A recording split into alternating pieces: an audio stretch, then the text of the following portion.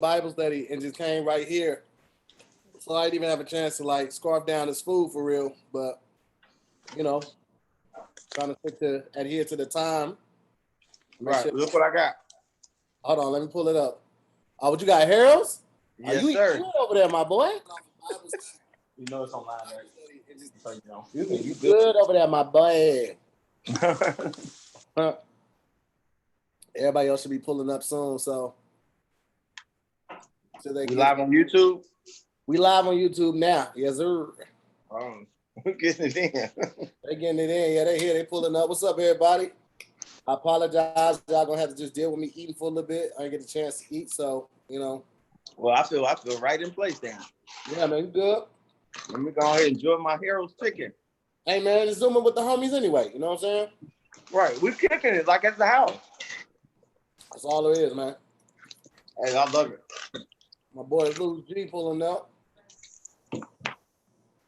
What up, Lil G? Lil who? My boy Louis G. He pulling up. Lou G is what I call him. Oh, yeah. Okay, yeah, I call him. Right. What up, Lou? Where you from? Originally? Lou, where you from originally? Because when I met him, he was in Portland. Now he's in LA. So I'm from a small city outside of Chicago, about 3 hours outside of Chicago.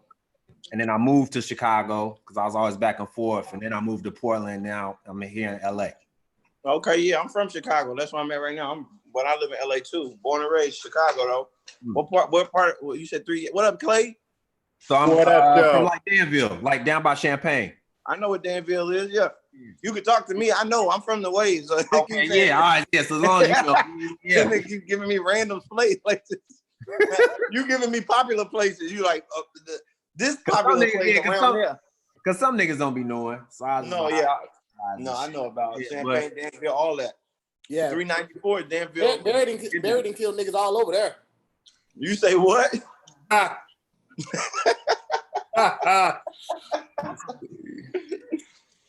ain't did none of that. Okay, praise God then. Praise God.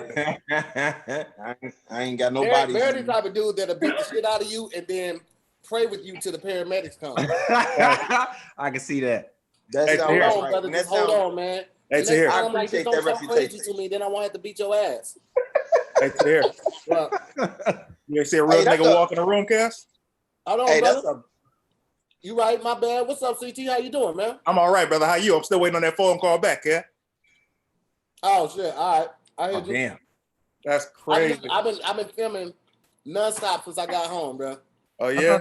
When I was just telling Barry, I came home and I had to finish up that thing with Panasonic. We had to do another interview. Mm-hmm. It took them like 40 minutes to set up. And then we had to go take a look at this other apartment because we're still looking for a place. Right. Came back, did the interview, and then I had Bible study right at 6. I got out of the Bible study at 6:55. Started the live. You go to Bible study? I go to Bible study every Monday, man. You know that boy had Jesus in his life? No, I did. I mean, yeah, no, shit, I didn't. Hey man, Bible study be the only thing for keeping me from killing niggas sometimes, bro. I ain't gonna go home. I feel you. Hey, I think that's a blessing, and it's we all need that, man. I know I keep that in my life, man. Shout out to my pastor Hosea Collins, man. So you be needing for real. Clayton, why are you in the dark, man? You done went to an invisible man? Because he thought it was zooming after dark. I'm like, you know, turn that damn light on. You already got a tank top on. Yeah, right. You know, Clayton is a superhero, so he be like doing his magic. He be doing his superpowers. Like, here's the thing. You can't tell Clayton he's not a superhero or a sex symbol. Both of them, he has in his mind that he's both of them. And I'm like, Clayton, put a shirt on, bro. We at church. Let me tell you something. I'm fine as fuck, but you know, what a lady. It's all that matter, baby. Hey, listen. I got a favorite joke from each one of y'all, man. But my favorite joke from CT. What? Get into the introductions. Is this nigga has a joke about how he's not fine as fuck, but he's handsome. And he knows where he is on the spectrum. He's like, it's a joke about how Tangerine's sister, her brother-in-law, had took his shirt off or something, and Tangerine was like, oof. And he was like, oof, bitch, what the fuck you mean, oof? He's like, He's like, I've been with you all my life, and I ain't never got an oof. So Never. To this day. That's some handsome. And I was telling Fran, I was like, the people I get in my inbox always say I'm handsome. That's how I knew. Besides my mom telling me I was handsome, I knew I wasn't fine as hell because I get stuff like, "Oh, you a really well put together young man." What is well? That's Well put together.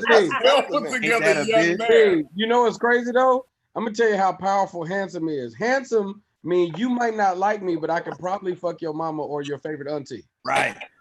Because only women that use handsome are teachers and shit. These are the facts. Hey, Angelina, you don't see your camera sideways and all ours are straight? No, just keep it like that, Angelina. Fuck it. Turn your camera like this. Turn it horizontal. I did. No, you did not. Either Keep you it like got that. the, Hilarious. you got the That's orientation, you might have it on lock. That's Right. what it is. Barry, I knew you was eating Harold's. You see me? Yeah, I was like, that There nigga you got go. Harold's. Are you in Chicago or you in LA? I'm in Chicago right now. You know they got a Harold's here now. Have you been to it? Yeah, downtown. I mean, in Hollywood, yeah, it's Yeah, expensive, bro. They charge you like $20 for a wing. Whoa. It's a Harold's out here now? Yeah, it's in Hollywood. They It's charge in Hollywood, on Hollywood on Boulevard. Hollywood Boulevard. Yeah. Mhm. Yeah, the same owners from 87. Well, y'all know if you know on 87. You know me, baby. I'm from the east side. BC, you think you from everywhere, bro? Right. You're not from here. No, I'm from. Now, BT done went everywhere and smashed all the healthy girls in every city. That's all that means. Yo, you want to know? Here's some funny shit, bro. BT got a joke about his body. He said, let me tell you something. You think this body bad? I was a personal trainer with this physique in Houston. Bro, he said he was the lead in Herbalife sales. Killing the game, nigga. Killing the game. Oh, you live, bro? I didn't know you were live. Me either. We always live, man. At 7 o'clock, we go shit. live. Oh, so no matter. I thought you were going to count down or You go 5, Every- 4, 3, 2, 1. Listen, We live. Y'all know me. Y'all know my promptness. I don't do nothing outside of timeliness. All right. So I'm at 7 o'clock. That button goes live. Jesus. Oh shit. This is me doing Angelina. I am vertical. What do you mean? This is terrible. Hey, why can't you see everybody at one time? The only way you'll be able to see everybody, you have to swipe it. Well, if you're on your phone, you won't be able to do it because on the phone, it's only gonna let you see 4 people at a time. Right. I'm finna go to my computer and come in. Yeah. I will go ahead and do that, Barry. I'm gonna start with the introductions. By the time you get back, it'll be on you, and I'll get to you. Angelina Go get my looks like computer. the pine It's saw okay. lady got fine as hell. Wait, what All was right, that? I said stay on here till I get Angelina off. looked like the pine saw lady got fine as hell. The what lady? The pine saw lady. That's my wig, baby. She laughed like somebody auntie though. Oh yeah. Why you gotta look like a Listen, auntie? with a name like Angelina, you've been an auntie all your life. Angelina means that you gotta watch everybody. Auntie Angie. Auntie Angie. Angelina is a name that like, God, she's the y'all youngest, like- and she gotta watch everybody at the house. That's what that means. Hell yeah. Off the Angel- rip. You know what's Barry, crazy? Barry, if you hit leave and then just open up your laptop, go to your email, and launch it from there, you're good. Got you, nigga. I've never been kicked out of Zoom until then, but I'll be right back. Right. You definitely sound like you kicked that nigga It's out. the first time. Nigga, you gonna hit leave and then you're gonna go. And then Right. you gonna Barry, come back. Look at your face. And never come back. Barry, you're still here. All right, bye. Let's go ahead and kick it off. Man. Introductions. First and foremost, I want to thank everybody for pulling up to another episode of Zooming with the Homies. Monday night, kicking off the week right. Got some familiar faces, and we got 2 new people as well. So with that being said, I'm going to start with one of the new faces, and also, as always, ladies first, here on Zooming with the Homies. So, Is it? absolutely. Ladies and gentlemen, we have an amazing comedian, outstanding writer, performer extraordinaire, just a fantastic mother and wife, and she is taking her comedy to new heights and also talking about real things with postpartum depression and other things of that nature. Very excited to have her here, ladies and gentlemen. We have Angelina Spicer in the building. How are you, lady? I am wonderful. I'm magnificent out here. We are freckle twins. That we are. That's right. Here's the thing: you look at Angelina, you have to like take in all of the amazing that she has because she has this amazing skin, right? Ooh. And then you notice the green eyes. You're like, damn, she got green eyes. She's Eric Sermon's little sister. And then you look you look closer and you're like, damn, she got freckles too. How's she that cute and got freckles too? But she got it all, man. God did spare no expense. He was just like, just throw it all. It was like a little bit left of green eyes and freckles and good skin. He was like, just throw it all in there. But here's the problem to here. Angelina fine as hell, but she's also a character actress. Yeah. So she'll go fully committed on crackhead with you and kill that shit. You like, Angelina. I was just about to put you be like, not the crackhead. Damn, you killed that shit. Shit, I was just about to pull my wig off to show y'all these plantation plaits. No. This is good. Yeah. Show us. Clayton face. It is real. Okay. I'm never against a well-timed wig pull off. Heads up, but keep going. Let me keep going with the introduction before the wigs come off. Next up, we got my dog, man. Just one of the coolest motherfuckers I've ever been blessed to know. Solid brother from head to toe. Been all over the world. Oh man, shut up, bro. Solid brother from head to toe. Go ahead, man. You solid, 10 toes up. You solid, 10 toes up. Just a great friend, comedian, writer. Was the host with D.L. Hughley for the last couple years. Host last opener because he's man of many roles. Ladies and gentlemen, we got my homie, Mr. Lou G, in the building. What's going on, man? I appreciate you, man. Thank you, yo. Hey, how you doing, Miss Green Eyes? Pretty green eyes. Here's the thing with green eyes. Before I say a story about Lou, man, I have to talk about Angelina. Angelina, when she became a mother, she just used Instagram to show her breastfeeding her kid at any time. And it was never nothing sexy or anything like that. She just was like, this is me being a mom. Take care, bitches. Yes. Toilet and she never got flagged for it either. Yes, the car seat, that was my number one move. While she buckled in that joint, just, go ahead. Even to this day, she's 5 years old and still reaching down here. I want Milky. I'm like, girl, it ain't nothing but dust. Get out of here. That baby's aggressive. Very aggressive. Come Just get your beautiful off top. Say hello first. What you been up to, Lou? Man, shit, just trying to get over this quarantine, man. Trying to stay occupied. Working during the day. Me and I just got on this new podcast with Clint. Advice from a fuck boy. So I've been doing that with him for the past couple of weeks, man. And shit, man, just cool, man. Trying to keep my head on straight. You know what I'm saying? Mm-hmm. So you said get over this quarantine, my boy. You better strap in for the long haul. I know, man. We got at least a year or so before this shit gets right. So I'm just trying to stay sane, dog. A lot of alcohol. Next up, we got my homeboy, brother from another mother, man. We put out a very funny project. Y'all definitely need to check that out. And also, you seen him with Big Jai and Official Minx and a couple others with the You Stupid. The whole crew stupid. The whole crew stupid. And they also did a tour off of it as well. Ladies and gentlemen, Chicago's own Barry Brewer in the house. What's going on with you, man? I always like to clap. Thank you, man. Thank you for clapping, man. Barry living good, nigga. That echo on that clap was that motherfucker hit some square feet in that bitch. Right. That bitch went around the corner. Thank y'all, man. Bouncing off the stainless steel in there. I was like, I know, I saw that. I was like, is that the fridge? Let me tell y'all how much of an adult Barry is. Barry got a place out here. He ain't got an apartment. He ain't got a condo. Barry got a whole crib on the west, right? And he was like, yeah, man, I'm in Chicago. I see my son every other weekend, and he's always with me for the summer. He's like, so I just said, fuck it, and just bought a crib in Chicago, too. I was like, wait a minute. Who just says, fuck it, at a hotel, I'm going to buy a crib? Barry Brewer does. Well, you got to understand, in Chicago, houses are only $45. But the deal he got is incredible.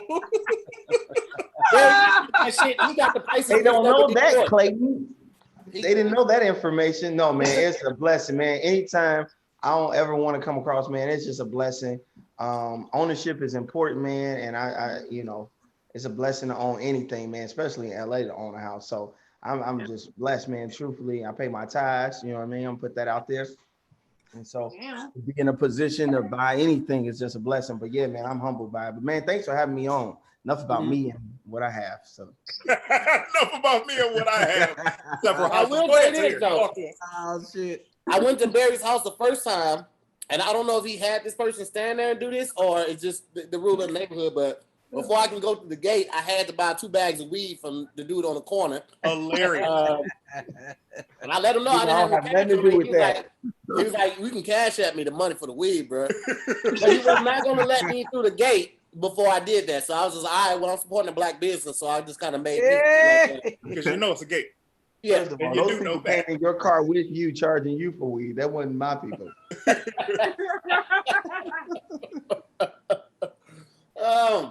Next up, we have my brother, good friend, amazing comedian, fashion nova extraordinaire, but not really. Personal trainer, country traveler, light up shoe wearer, horrible shirt dressing. It's just so many titles I could give him. Give me 5, and like 1,000 other titles, ladies and gentlemen. You guys already know him, aka Mr. Vincent Dracula Jones at Club Tickle That Thing. We got BT Kingsley in the house. What's up, brother? Hey, what up, y'all? Hey man, you see it, T? Come on, baby. Frizzy fries. Frizzy fries. Terrible shirt. Got the frizzy fries shirt. You too grown to wear shirts like that. Oh. That's his personal shirt. That's what he really believes in frizzy fries. He don't call No, it these for fries. sale on my website. Oh, those are Like BT? Oh, you really have a shirt? Oh, I'm so sorry. I have to buy one. You gotta watch the episode, Barry. It'll make sense. You gotta watch the Zoom In with the Homies episode, and it'll make sense. Nah, it was Word in His Heart. Word is hard. You got so many shows to hear. It's a lot, man. I'm glad you're back. I love you, brother. It is a lot. I'm gonna be honest with y'all, man. I'll tell you later. Next up, we got my brother, man. This is somebody I can call when I just got some real shit on my mind, and he just gonna shoot it to me real, man. And we had one of those conversations today, and that's why when he came on, he was like, "You forgot to call me back." I was like, "My bad. We'll finish it up." But this is my dog. I was one of his groomsmen. I will always highlight at any opportunity I can that the groomsman suit costs more than his. Ours was $12,000. His was $500. That's a fact. That's a fact. But this is my brother, man. A very funny comedian, amazing writer, producer, show creator, all of that and more. Check out his shirts, and he has the coolest wife in the world, Miss Tangerine Martin Thomas. Hey, ladies and gentlemen, we have Mr. Clayton Thomas on the building, or in the building. Hey, wait. Did you see what he did though? He went off stage. This nigga came from behind the curtains. I'm a showman. You understand me? yeah. I have Tahir, let me tell you something. Her name is Tangerine Thomas. We don't do none of that hyphen shit because she believes in me. She is just Tangerine Thomas. Ain't no Pink and Smiths around this motherfucker. You understand me? Oh no. Tangerine Thomas. Okay, well, there you go. TT and TT. So listen, Right. again, welcome to another episode of Zooming with the Homies. I'd like to give you this show unfiltered, raw, and just the way it is. That's why I never put it behind a paywall. All I ask is that you take care of my guests. If you got a little something to bless them with, please bless them. They take a time away from their families, away from their evening, whatever they may need that time to do. They take a time away from that to be on here with us and with you guys. So if you have something, please bless them with it. And at this time, I'm going to ask all my guests to go ahead and change your name to your Cash App. And I don't know how to do it. I got you. I'll do it for you, Angelina. You just tell me what You your do it Cash for me App too? is. 'Cause I don't know. I got you, B. I got you. Yeah, it's the money sign in my name. Okay, cool. I got you right now. Let me go ahead and do that. I ain't never did that, man. You know what? Can I say this? Yes. I never, and I don't know if y'all do this, so please forgive me. Hold on 1 second, real quick, B. Let me get her name and then I'll let you go. What's your name, Okay, go ahead. Angelina? $ funny Angelina Spicer. Okay, I got you. Go ahead, B. Thank you. Yes, make sure she get her money. I'm just like when people have birthday. I just had a birthday on July 9th, and I don't know if anybody feel like this. Do you feel like it's a little tacky when people put their Cash App on their birthday, or is that okay to do? It's okay. Here's the thing. I feel like this, bro. Number one, two answers. The first answer, before this pandemic, it's a toss-up. It was probably only for the girls. Okay. Pandemic started, all bets is off. Send me everything. And I'm already rich. I'm just trying to stay out of my pocket. You understand what I'm talking about? You're also giving money away though between all the other stuff. So everybody's trying to make, like, I'll pop in Zoom with the homies and be giving out money that was given to me. It's like comics trying to figure it out right now. No, we all are. Yeah, we all comics for sure. But I just never felt okay. And now that you say before the pandemic, the pandemic does change everything for real. Like, all comedians are DJs. First of all, BT, you're a great DJ, so I get at you. The best. But, yeah, like, you're really good to the point. It was like, this nigga had a hidden talent, and the pandemic. BT so into it, and DJ his own shows. The song could be Amazing Grace, and BT still doing this. Right. The whole time. Picking the next song. And he's so entertaining. He's so, like, I got stuck on it one time. I was just like, nigga, I cannot leave. He's so. Let me tell you something. When you go to BT's club, bro, BT's club is so lit. I made a mistake of watching BT DJ and then watching DJ D Nice DJ. No comparison. At all. BT's lit room. The women are always out of control. Music be slapping, and then you go to D Nice. He playing like, man, I need BT back. For sure. It's how BT engages with the audience too. Like, D Nice be playing some slappers, but it's no engagement. And when you got that engagement and people feel like they're being seen, they're being heard, you're taking requests, you're inviting people on, all of that, it changes everything. It's a different dynamic. So He's talking to the celebrities with BT. Yeah, I appreciate it, man. BT, you do it every night? I do it Tuesday through Saturday. I started taking Sunday and Monday off because I needed more time to, like, stay creative. It was like you be doing so many things that are in the moment that, like, me and Barry got a hilarious sketch that I still have not edited because it'd be a lot going on. I watched the footage the other day. I was fucking dying. So it's just like you got to make sure you're making time to do the other stuff. So Sundays. Let's also like, let me just say, we all love BT. BT's the best. BT's the greatest. He's also a hoe ass, and I'm gonna tell you exactly why. Man, I wasn't expecting to hear that. Let's just jump right on it. I know where you're going too. BT Kingsley is number one, the greatest peer pressurer you will ever meet in your life. BT Kingsley is the one to say, yo, get on Twitch. I made a Twitch page. Hey, yo, make sure you get Modern Warfare. I get Modern Warfare. I'm going to play with you all the time. He has yet to play with me on the chat. And I bought him DBZ Kakarot. He still ain't played it. He wasted my money. I lost that game, actually. It's digital. How you lose a game? And Clayton, I got something to say though. Let's say, first of all, BT sent me a message for somebody else to play with him on, for Brandon to play with you on something. But let me just get this out. Yeah. Clayton stole all of my Jamie Foxx collection. Exactly, because he a whole ass. Listen, y'all. This was like almost 10 years ago. I had Foxhole. I had all three first stand-ups of Jamie Foxx. I had the BBC documentary on Jamie Foxx. Damn. It's like a whole pack. This nigga said, let me borrow. You know he loved Jamie. I give it to him. This Negro keeps saying, I gave it back. I'm like, nigga, no, you didn't. I kept it. Was a private possession. No, you did not. There he is in his truck. I saw it 2 days ago. What, you're a liar. You're a liar. Clayton, bro, like, for real, man. Give me my gave back, it. Listen to me. I remember when you came to my apartment when I was living in North Hollywood. You came through. You were like, yo, can I get it back? I'm like, nah, man. And you grabbed it, took it with you. No, I did not. You did. You're lying. He's lying. He's definitely lying. Right there. That's some whole ass. This is the shit that I'm doing. You talking about whole ass? Let's talk about you stealing people's stuff. I cannot believe this filth, floor, and filth. So here, tell us what you want to talk about today. What we talking about? First thing I want to talk about is, like, when you go out of your way to give somebody something and they don't return it. Oh, you Exactly. Let's talk about it. And then keep lying for years later and say that they gave it back. Right. I gave it back. No, you did not. So Tangerine is in the chat. She said, Barry, all your Jamie Foxx DVDs are sitting right here in the living room right now. Tangerine is lying. Tangerine, you get your shit and you get the fuck out of my house. You understand me?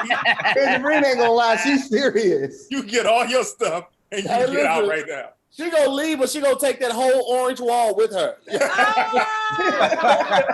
It's gonna be a tree and that picture of CT. That's a fact. Every piece of furniture in here is facts, hers, but I'm gonna get some new stuff. You want that thermostat on the other side of you. Thermostat, the picture, all is mine. Stays with you. Hey, listen. So, DL, kind of set a tone for going back on the road. I talked to a couple of comics. I talked to Isaiah Kelly, who's a very funny comic. He's gonna be on here next week, guys. So make sure you tune in for that. What you mean he's gonna be on here? He's on the road with Lavelle Crawford right now, and he said every show that DL had to turn down, that Lavelle is taking right now, and they did Atlanta this weekend. And then Memphis, I think, today and tomorrow, and then they're doing St. Louis Wednesday and Thursday. And I was like, bro, you not scared? He's like, well, Lavelle drive everywhere. I was like, oh, so you driving with Lavelle? He's like, no, I'm catching a plane. Wait a minute. Right. What do you mean? But so they are still doing every show, and I just I can't see me hitting the stage before 2021. I just not safely. And Lou, I brought this up because Lou opens and hosts. Opens and hosts sometimes for DL. But I heard DL was thinking about possibly going back out too. Yeah, so potentially they was actually supposed to go to Phoenix this past weekend, from what I was told. And Cat hit me like, "Yo, you trying to go?" I'm like, "Man, hell no, I'm not trying to go nowhere, especially Arizona. No, hell no. That's a dangerous place to be outside of Phoenix." LG, is it LG? Lou G, yeah, Lou G. Lou G, let me tell you something, brother. This is my first time meeting you. I want nothing but success for you, brother. But you need to tell DL, with all due respect, if you still falling out on stages, I ain't going nowhere with you. Right. You need to take some vitamins, get your blood pressure back where it need to be, but you can't go on anybody's goddamn stage. Somebody needs to tell that nigga, have you not learned your lesson? Yeah, I can't catch it again. Right. Nigga, it's not like you're not that broke. I know you have money. Good.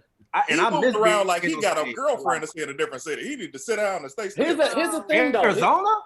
No. Here's the thing. It's not. I don't think it's the money. Also, I don't think it's solely the money aspect. I think it's also we need it. I know how I feel right now without this stage, man. I've seen so many comics post about it. Tony Baker, Ryan Davis, Leonard. Yeah, who? Ryan Davis. Ryan Davis. So many people.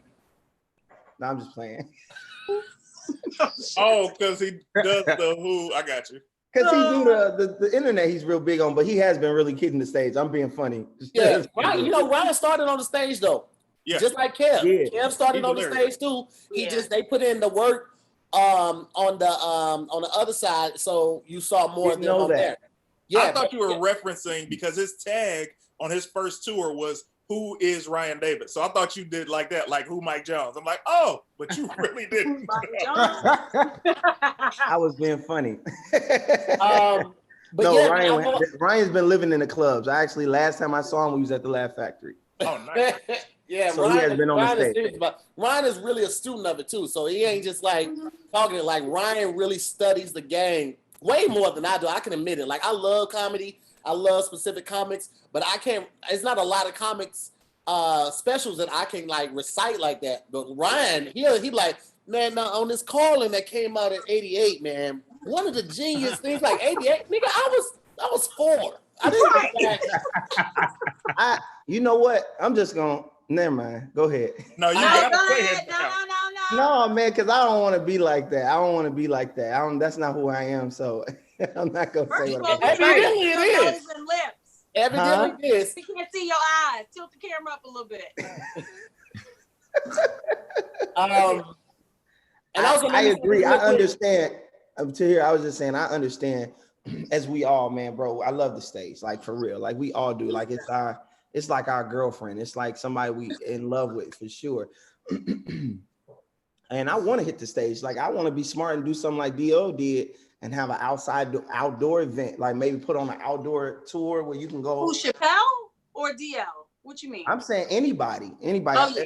My joke I was gonna crack earlier was just that the people that study a lot, they'd be like, but that's not what I was gonna say. But anyway, right. That why Clayton keep leaving? Clayton, you stay your ass on here. Yo, wait, where are you going, bro? Every time somebody say something controversial, I'll be like, right. You gonna leave? Just so dumb. Nobody say I was here. Yeah, CT was in there? Nah, I wasn't up in Your there. whole picture is like this. Right. Yeah, I'm gonna let you in on some shit, bro. Got on that stage not too long ago, but was that last weekend? Yeah, last weekend. Rusty? That shit felt good. I was definitely Thursday show. I was definitely rusty. This nigga CT ain't missed a step. He sounded exactly the same. Wow. Zero. I'm Fucking nervous rusty. about that. I'm nervous about that. I was definitely rusty. It took about 7-8 minutes and like that's a long time. Yeah, it That is a took long a minute. time. I was doing okay, but I know like they was like, but they didn't know I was fumbling, and then I found my footing, and then the rest of the weekend was fine. But You remember when? BT, You remember 7-8 minutes is a long time with no laughs. Like you feel like you're dying. No, it was laughs. There was laughs. I know there was laughs for you. I'm just saying, like, to not feel like you feel when you used to. Yeah. It felt awkward, nigga. It felt awkward for you because I didn't know how the joke started and ended. Like I didn't know how to transition in between everything. So I was like, you ever find yourself like having an outer body experience, like you doing the set, but the set ain't going right. So you start fishing. You be like, well, nigga, what about this? Yeah. I fuck with that. What about this? That ain't it either. So I don't even know. I've been writing some stuff, but yeah, I would have to go and figure it out for sure. Let me tell you that. It's different. Performing though, like that. It was that show. It was Tangerine, myself, BT, and Kenesha Buss on Nate Jackson's opening weekend. Oh, and okay. I didn't want to go anywhere. If Nate wouldn't have asked me, like if it would have been anybody else, I'm like, I'm not going anywhere to do comedy, but I had to be there for him. But my thing was different than BT because I'm like, yo, I'm more concerned about the people because I'm like, I like meeting my fans. Like that's what I miss about stand-up in public is getting a chance to meet the people who are fans of mine and I could shake their hand and hug them and all of that. And I couldn't do that because of the whole, masks and you got to keep a distance. But BT is, side note, one of the greatest comedians to ever do stand-up. He was talking that, but man, his bits, because we were all doing like, I think the most I end up doing might have been 20 minutes because we were just keeping it tight. BT was going up dead last. He had to fight against the people being tired and going up after everybody. Wow. He did no less than 40 minutes every night, destroying with material. And I'm like, bro, you're so powerful. I would have hated to go after you. Yes. And that's the crazy part. They will always throw them up at the end of the show on Friday night. It'd be late. It'd be done. Yeah. And but BT like that shit. You want to go up I'm hosting. People ready to go. Right. He's like, he trying to get the checks. He trying to get the money. Put BT up. I was like, nigga, I'm throwing him into the wolves. You know what I'm saying? This nigga come out with his scarf. Right. If I don't have that scarf, it's gonna be a rough night, nigga. That's your superpower. It's gonna be a rough night. But see, like, come on, let me. And he stopped. Listen, clap. No, and he goes in, bro. For sure. Nigga, let me tell you. But here's the crazy shit, nigga. It like, so I did a couple of the virtual shows. I did the shows with no crowd, like at the factory. Bro, it's you don't. It's so many things I didn't realize I missed. Number one. You do the show, or like CT was saying, like you do the set, and then like we was trying to keep it safe. So Thursday show, we ran up to the green room. Don't touch me, motherfucker. Yeah. Friday early show, we ran back up to the green room. Them niggas almost touched me. Like as soon as we was finishing our sets, we was isolating back in the green room, nigga. Friday late show, it was like, this is what you miss. It's like this camaraderie between strangers that you don't know, comics watching each other set, aggressive ass niggas after the show that don't really know how to show you like that they fuck with you. Like, yeah, my nigga, you was funny as hell. You be trying to lead a conversation, but you can't because he talking from his heart. Nigga, I just got out, so you know what I mean. So like, if wasn't nobody like talking to me right now, nigga, I'll fuck around and shoot up everything. You know what I'm saying? But you was funny, nigga. It's like, nigga, I can't lead this conversation. Right. Here's the thing. You dealing looking at chicks I want to smash from the stage. It's just like a lot of shit that's not you don't pain, get virtually. That's not pain. You're talking about getting held hostage by a guy because he's a fan of yours. Imagine how I feel when I belong to the streets and I can't get at the chicks that I want because they telling me how fine my fucking wife is. You know how that kind of pain is? Your wife is like any of those are any problems, nigga. That's what you get. Do some stuff in Chicago. Somebody just did something at Riddles and almost got robbed outside after they made a nigga laugh. That's precious. Yeah, it's you miss it, T. You don't once you do it, you're gonna be like, oh, I fucking miss this, bro. That live interaction. It was like, whoa, this is so good, man. How was the club, bro? How was the club? Go ahead. Well, BT showed up in a hazmat suit. I definitely did the first night in a hazmat suit. I definitely did a full hazmat. It's sitting right here. I need that link though. I'm gonna need that link. I got you, no problem. It's a First of all, can't no titties fit no hazmat suit, Angelina. I don't know if you know that. Yes, you can. Hey, are those your real eyes, or is they turning into the colors of the wall? That's both. Both. Got them chameleon eyes. Both. They change colors, give or take where she at. Dang, that's so pretty. You're so pretty. Thank you. Yeah, I'm just I'm trying not to look weird in your eyes on the. Oh yeah, you'll give me your whole bank account looking at eyes. Look at your teeth. Them teeth. Barry, she gonna start doing these character commitments, and you gonna change that up. Angelina can make herself funny looking than the motherfucker if she want to. She is a master at this shit. You hear me? You gonna be laughing, but you ain't gonna be thinking none of this shit you thinking right now. You got them Carrey movies? Oh, absolutely. Can you do a character for me? Oh God, I don't know. I haven't. You do a lot of characters. So long. It'll come out somewhere in this thing. She gonna go. Wait till she sip a little bit more. She gonna come out because I wanted to ask her a question. This actually might bring it out. I'm gonna pose the question to her and pose it to Lou. Do you guys remember, since BT mentioned it, your interaction with your most aggressive fan, or an aggressive fan? It doesn't have to be the most. An aggressive. The night I bombed at the J Spot. Yes, it was my second show ever in life, and that's not the club to go up with a brand new set of shows. Wait, where was your first show at? The store. Okay, that's the store. Oh, those are two different clubs. Yeah, two different clubs. That's night and day. So I go up and first of all, I'm writing my set in J. Anthony Brown's office. Okay. At the club, the music is bumping. Ramona Stevens, it was like the ladies' stiletto night. She hosted, and it's hard you to think about it. It was so rough. You had to program like, your mind. Where my big girls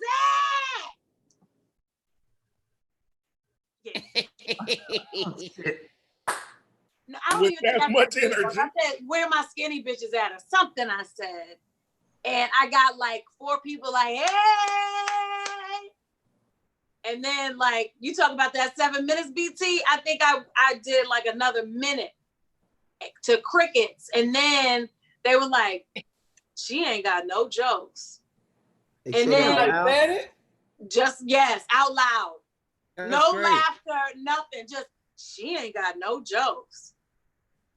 And then there was this man in the front row in a wheelchair, drunk as fuck. And he stood up and tried to fight somebody for talking bad about me.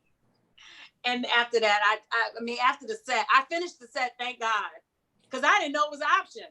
After that, I'm glad that nigga was on your side, because if you have a nigga in a wheelchair leave your set, nigga, if a nigga I've had enough of this. It wasn't that bad. It wasn't that bad. It wasn't that bad, but damn.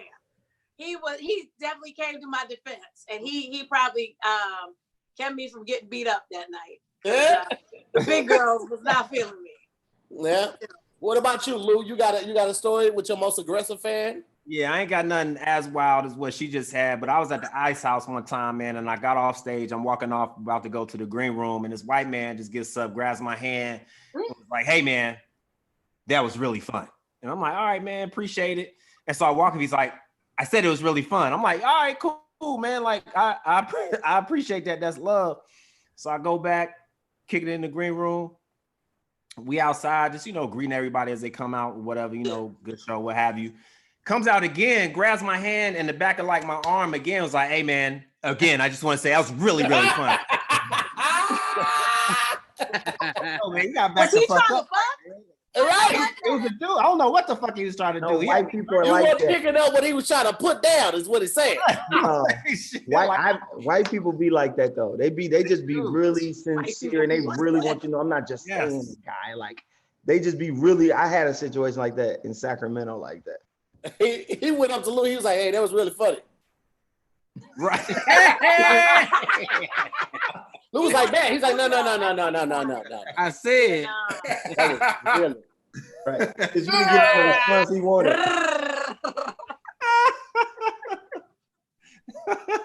Hell yeah. that nigga missed it.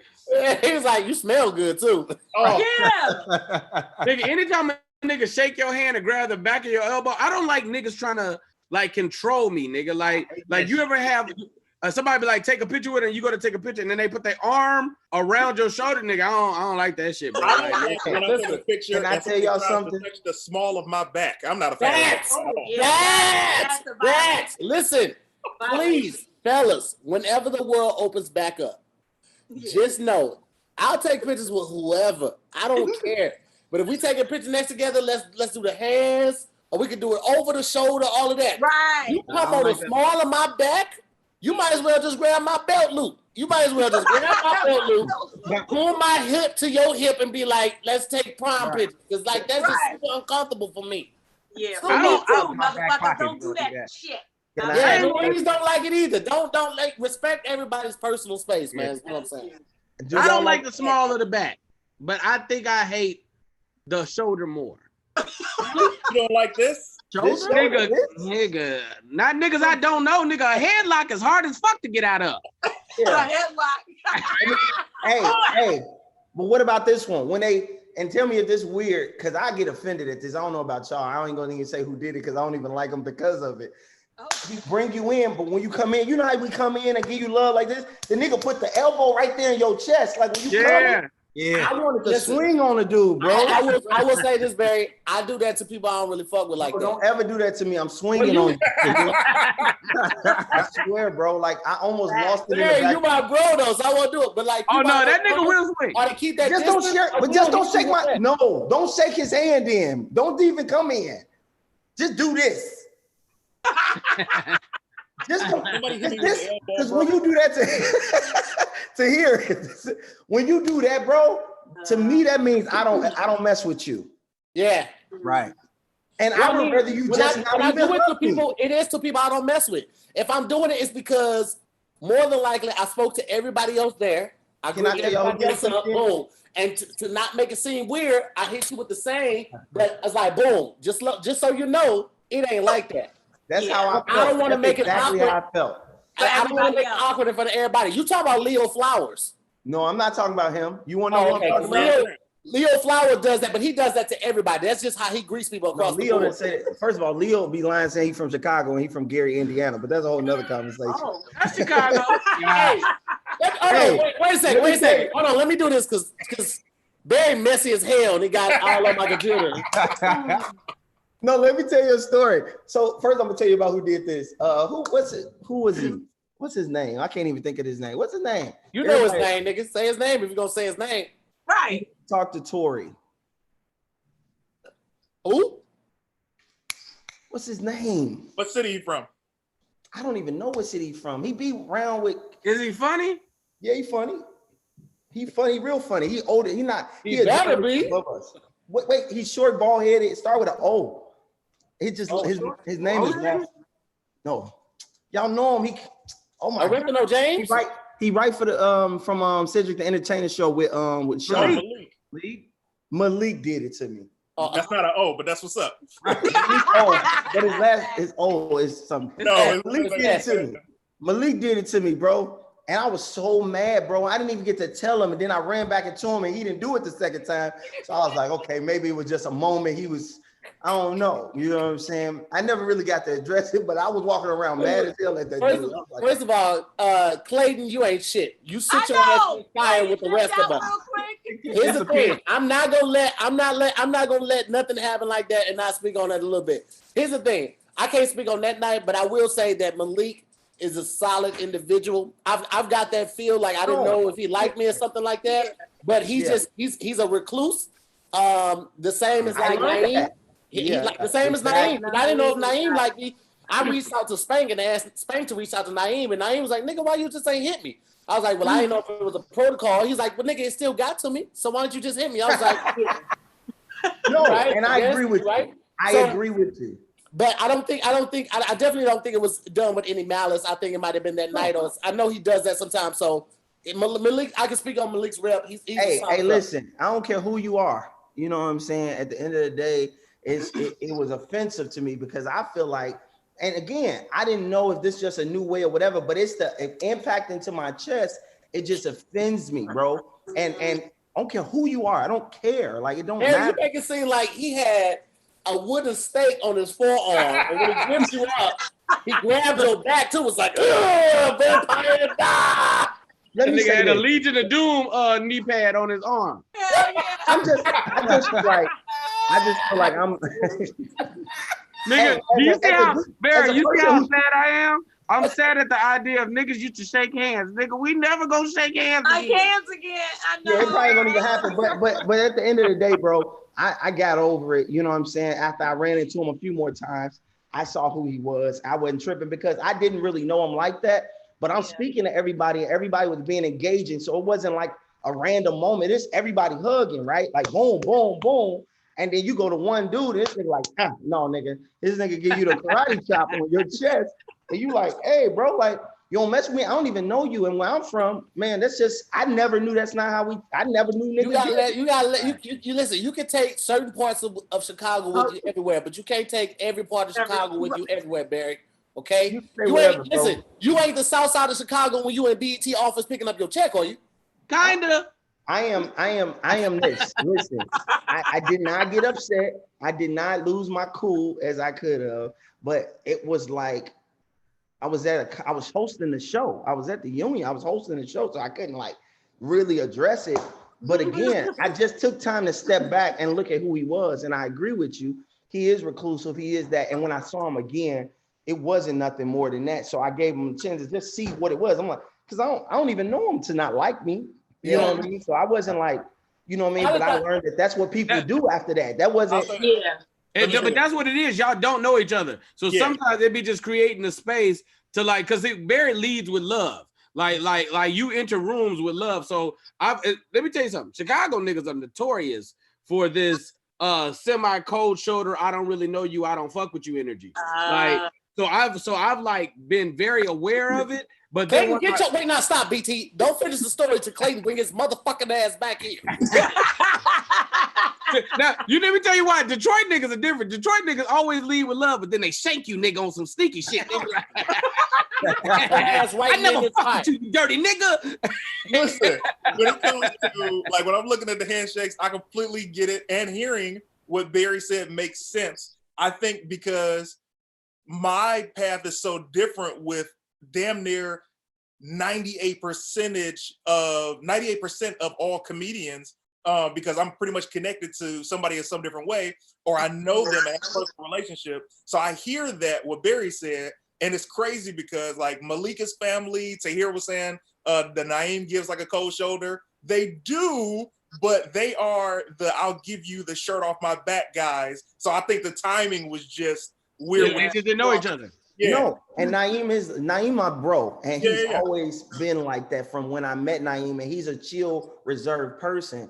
But he's still, and again, I'm cool. Like I don't have no beef with Malik or nothing like that. But at the end of the day, in the moment, I don't know you. And when you do that for a real dude who come from a real place, forget comedy, forget jokes, forget acting. Like, it's disrespectful. If you don't want to shake my hand, don't shake my hand. If you don't want to mess with me like that, don't mess with me like that. If I come in just like, hey, bro, I'm good. Hey, do something different, bro, but don't do that. If I don't mess with you, I'm not even gonna hug you, bro. Let's change the subject for Barry punch a hole in the wall. That's to the world, though. And let me say this, because I said something about Leo, and I want to confirm this. Leo was saying he was from Chicago, so I really thought he was from Chicago. So we're on a plane going to Chicago. So this is where I'm excited because I'm like, oh, you from where I'm from? What's up? We on our way randomly years later on our way home. So I think we're on our way home. I said, yeah, bro. So what part of Chicago you from? He said, nah, I'm not really from Chicago. I'm from Gary. I said, well, why do you say Chicago? He said, because nobody knows Gary. I said, nigga, Michael Jackson is the most famous person of all times. He's from Gary. He's like, nah, I just say Chicago. Mike Epps from Gary too? Who? Mike Epps. Yeah, he's from Indianapolis or something. Okay, got it. Freddie Gibbs is from Gary. Freddie Gibbs is from Gary, Indiana. Yeah, he's from Gary. I don't know who that is, but that's somebody else from Gary. So the point is, I fast forward, I'm hosting at the Comedy and Magic Club, and Leo, he's on the show. I say, okay, how you want me to bring you up? He said, tell him I'm from Chicago. I was like,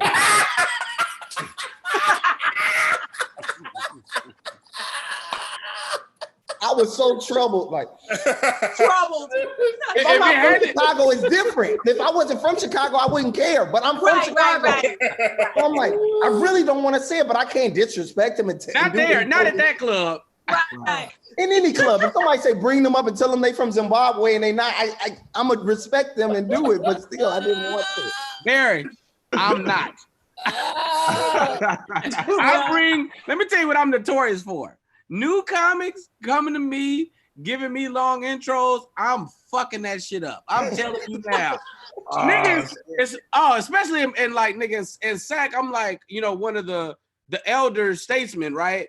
Nigga, this young comic came to me one time. It was like, yeah, man, it was the second time on stage. He was like, can you tell them my name is like Jerry P. Key Jr., the Fresh Prince of Comedy, and when I make a wave, the world feels it, or some ridiculous ass shit. I was like, gotcha. Got no it. problem. Say it one more time. Jerry, the Fresh Prince of Comedy. Gotcha. All right, cool. And when you make a wave, the world feels it. Okay, cool. Gotcha. One more time. Just so clear. All right, cool. I'm you next. Nigga, I went on that stage. Y'all give it up. Nigga. Figure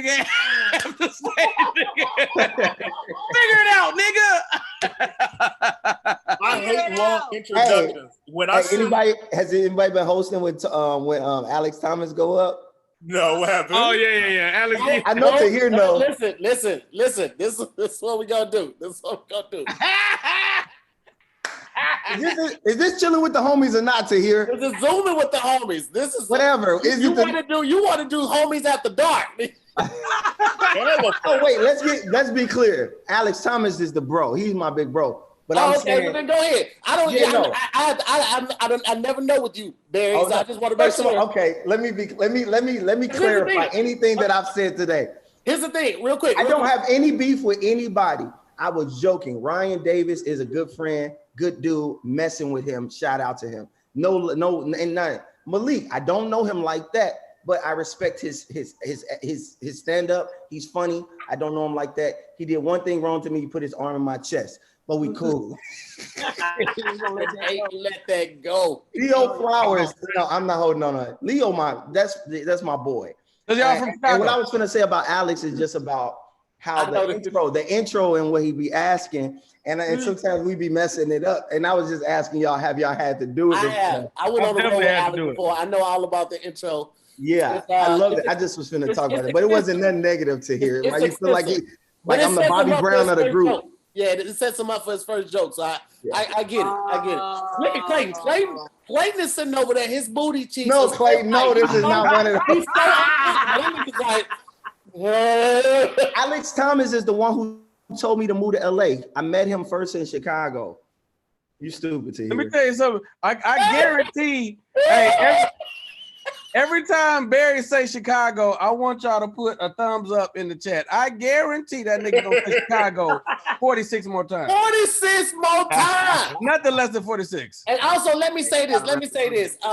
We had 2,100 people right now looking live. And we only had 674 likes. If we can get those likes up to at least 1,000, guys, I'd be greatly appreciative of it. Let's keep the likes up, man. And I'm gonna keep this controversial talk going. Yeah, we don't keep. I mean, listen, that's who Barry is. He's a controversial cancer. Because where are you from again, Barry? I'm from South Side of Chicago, bro. I'm gonna take a shot every time we say Chicago. I'm gonna get you drunk. Nigga, you gonna die. Let me tell you, the two motherfuckers that love where they from, niggas from Chicago and niggas from Brooklyn. Them niggas are going to tell you this as much as they can. Philly too. Philly niggas will say that shit in the middle of prayer. They be like, and God, we just want to thank you for traveling mercy and thank you for Philly niggas too. You heard? Right.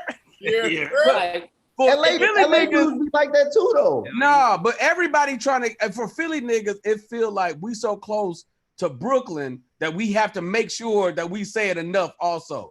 With Chicago and identity. Yeah, nigga. Y'all niggas say y'all two niggas. No, I am proud where I'm from though, man. Let me correct this. There's a comment in here that says Barry equals passive aggressive. And let me tell you something, that could not be further from the truth. Nothing passive. Is one of the most aggressive guys you will ever meet. If you got a problem, you gonna know about that goddamn problem. You ain't about to not know. I'm gonna just put the real out there. So Barry and I hadn't talked in a while, and I was like, I wonder what's going on with Barry. And then Clayton Tangerine had put together a surprise Zoom thing for Clayton. Look at Clayton, bro. Clayton, get your motherfucking ass back on here. Okay? The timing was perfect. Go ahead, Tahir. So I was talking to BT, and he sent me a list of names to reach out to comics for Zooming with the Homies. And Barry's name wasn't on there, but this other comic's name was, and it started with 2 B's. And I was like, oh shit, I need to reach out to Barry because I don't know. I feel like, I don't know. So I was talking to Clayton, and I was like, hey, I got to reach out to Barry. I don't know if we good. Last time I saw him was at your birthday party. And I don't know, the way he greeted it was like, I need to check in. He got you an elbow in the chest? Nah, no, I never. No, I don't. Listen. So we on the Zoom. It's like 150 people on the Zoom, right? So everybody's saying hello, right? So it's Barry's turn to say hello. And Barry was like, hey, what up to here? CT, my boy. Hey, man, it's your birthday, baby. Hey, man, you want to get one of these once a year. And I just want to wish you and everybody in here in front of me, except to here, that you He gave you a virtual elbow. Yeah, it was a virtual elbow. I did not, bro. You're lying. I was just talking. Now, let me tell y'all how messy, but a good friend, but still messy as fuck Clayton is, right? So I'm talking to Clayton about something completely different, right? And I bring this up. I was like, yeah, I just got to check in with Barry. It just makes everything. And he's like, well, why would you think that's wrong? I bring up the party, right? He's like, nah, man, it's probably, you probably just tripping, right? Hold on. Don't call him. I'll call you right back. I say, all right, cool. I'm thinking he's finna do something, right? Nigga called me right back and was like, no, he ain't mad at you. I said, why would you call this nigga if I said I'm gonna call him? Because now it look like I told on him to you and he went to like, leave Tahir alone. I was like, why would you do this, nigga? So Barry calls me a couple days later. Barry's like, hey, man, everything good? I was like, yeah, it wasn't like that. I wasn't trying to tell on you. This nigga Clayton just took it upon. He's like, yo, I'll be the middleman. Look, bro. I was like, no, don't do that. I will do it. But he threw me under the bus. Everything good. Everything good. Let me just say that. But first of all, no, that's not even the truth. Take a drink. And I told you when I called you, I'm from Chicago, and I told you a real I said, if I ever have a problem with anybody, I address it with them, especially somebody I have a relationship with. That's what Clayton was saying. On the Zoom call, let's be clear, because I didn't even get to clarify that when I talked to you on the phone. Because you keep saying, like, hey, what up to it? It was 1 million niggas in the room. Let's be clear. Have y'all been in a Zoom with 1 million niggas trying to talk at once? One of them. Yes. Exactly. So out of respect, you greet the host, but I just wanted to get my little moment in because it was 1 million niggas in there for Clayton's birthday. Y'all know it was prostitutes. It was like a whole bunch of people in the room. Yeah. Oh, wow. I know a lot of people. He was like, no, I knew her from school. She graduated with me, then she started tripping. It's a long story. But anyway. Here's the thing. With me, so let me just let me finish, Clay. Good. So when I spoke to Tahir and got to my point, it was because it was a million people talking. I had no problems. I was just trying to get in, get out. Because you know what I mean? It was a lot of people talking and overusing. So I just kind of wanted to get out the way so that everybody could talk. Yeah, the guy just gotta get a little help. You know what I mean? Just kind of. No. I'll never do that. Let me get this. Hey, I'm the dude that I will hug a homeless dude, man, and let him know I love him. No, listen. No, I'm telling you the truth, bro. No, okay, whatever, Corona. Oh, she said pre-Corona. I'll never treat nobody like that. No matter if I don't know him or not, I'm always gonna show love first. Now, if a nigga disrespect me, now that's a whole nother conversation. But off bat, I ain't never treat nobody like that. And if you think I got a problem with you, I don't got a problem with nobody. Listen, and they gonna hit you with that dark wing duck. Listen, let's get dangerous. So look. Let's get dangerous. Shut the fuck up. You gotta say it. So look. So most of you guys who are watching, BT, Tahir, Barry, there's literally a long list of, well, it's not a long list. There's a list of cats that are legitimately like my blood brothers. And Barry is like an older brother to me. And I know how he is like the back of my hand. So when Tahir was like, yeah, I was like, no way. And I was like, as a matter of fact, because in my head, I'm like, I already owe Barry a phone call. Let me just knock out 2 birds with 1 stone. Nobody told him to. No, but anyway, switching gears real quick, because I want to involve everybody in the conversation. Go ahead and get it out there. Go ahead. Oh, there it is. How has it been? See these faces she making right now? Yeah. I was looking. What has it been like with a young child in the house with you 24/7? Oh, she's back at school. You say what? She's back at school. Y'all got school? Judge your mama. Yes. Wait. What city you in? LA. Daycare to me is school. Oh, daycare. Okay. Not in my house. That's cool. Whoever's not in your there house. now. She there now. Hell yeah. How old is she? she? Closed at 9. I'd be there at 8:55. Yeah. That's hilarious. How old is she? She's 5. But we tried to keep her home. We were home with her from March 15th to June 15th is when she went back to school full time, back to daycare. And I was about to lose my mind. I was like, I can't make videos. First, I was trying to do TikTok with her, and she would do the TikTok for me. But then she got mad, was like, Mommy, I don't want to do TikTok. I want Milky. I'm like, oh God. Then she eat all I was like, I can't do this. I'm about to check back into the psych ward. That's what's about to happen. Back in? Lou, you got kids? No, you know, I went to the psych ward, BT. Wait a minute. Y'all didn't know that? No, look at Clayton, he's dumb. You went to, like, for real?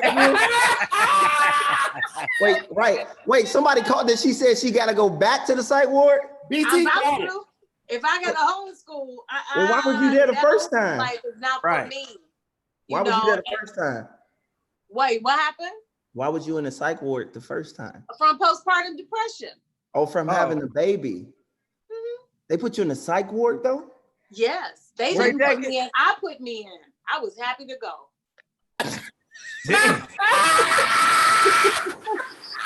Wait a second.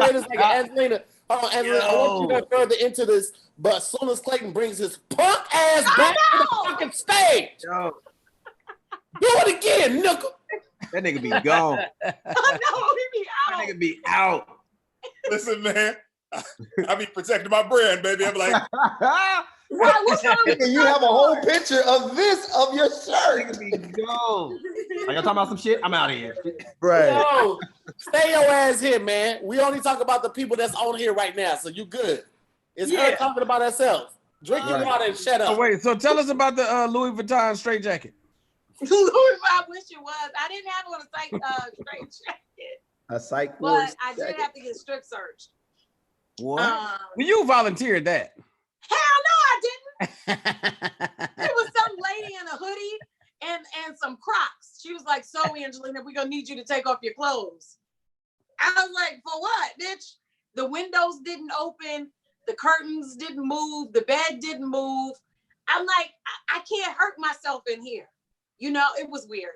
And to hear you look confused. Okay, so here's the thing. You never hear about this. You see it sometimes on movies or you see it on sometimes on shows, but to know somebody that dealt with this and somebody as big as you that's using their platform to normalize this is a great thing. So I'm just soaking it all up. Thank you, baby. If I meet somebody and I'm able to see the signs that you are able to talk about, then I'm saying like bitch, you going to the psych ward too. I can recommend them to your page or I can recommend them to your website because you talk about it. So that's what I'm saying. I'm listening to absorb it so I can kind of help. The psych ward was great. And that's why I just did my first hour and I talked all about the psych ward. Congratulations. And depression. Thank you.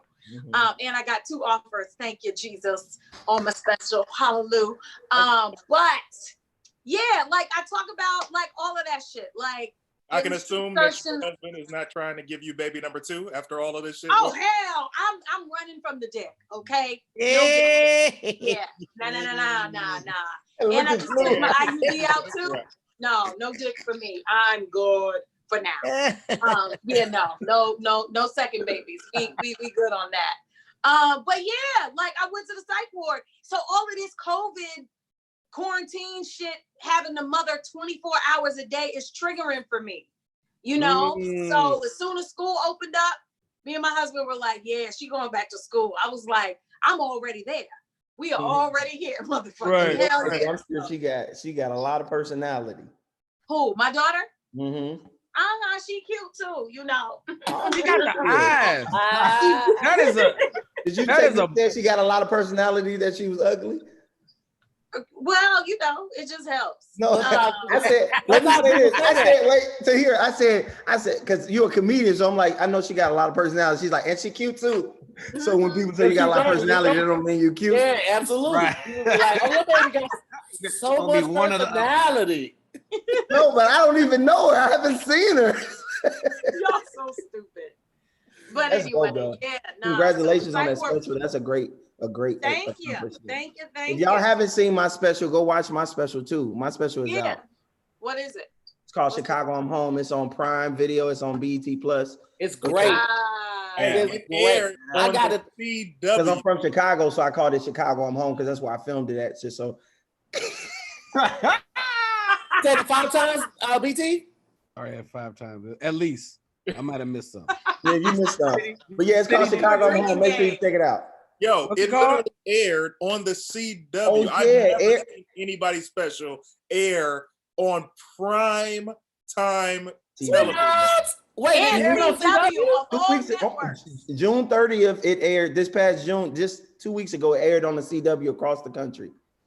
The whole hour, too. Barry, let me hold $1,000, bro. Huh? Hell, you can let me hold $1,000, nigga. Okay. Okay. So yeah, Barry don't need no tips. Funny Angelina Spicer needs. First of all, don't get in my pocket. You don't know what my life is. I got 3 kids. I got 2 kids going to college. You need to one go to Morehouse, one go to Clark, and I got a 10-year-old in basketball camp. So don't be taking my dollars. I need all the fact that Barry got kids in college, two kids in college, and he looks like are you serious? 35. Yo, he damn serious. He got how old are you? College. Yeah, how old are you? Damn. 38. College. Wow. Yeah, you had kids as soon as you could. Yeah, for my first marriage. He was like, kids now. Pop them out.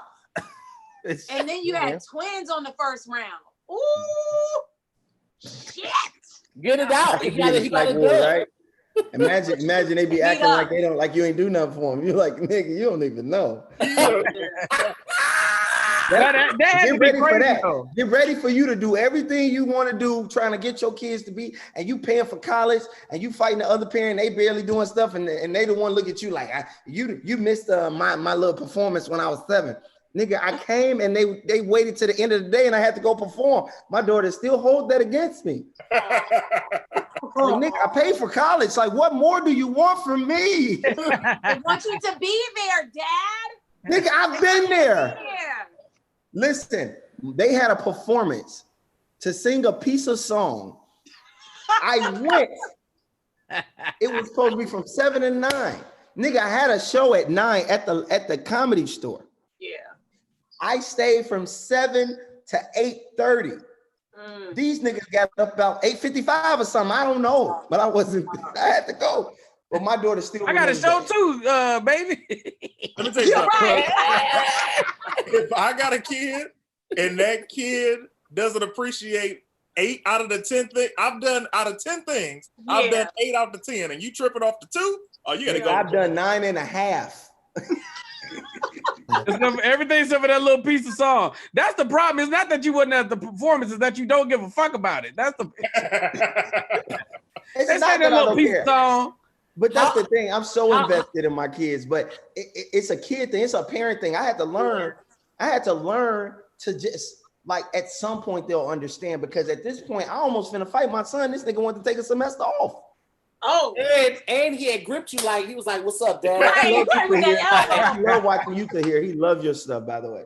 But yeah, I was like, bro. And then he talks to everybody but the nigga that's paying for his college school. Like, he like, yeah, I talked to mom. I'm like, nigga, she ain't the one got the loans out. Like, Got the loans out. Wait, where are the kids from? They born and raised Chicago. You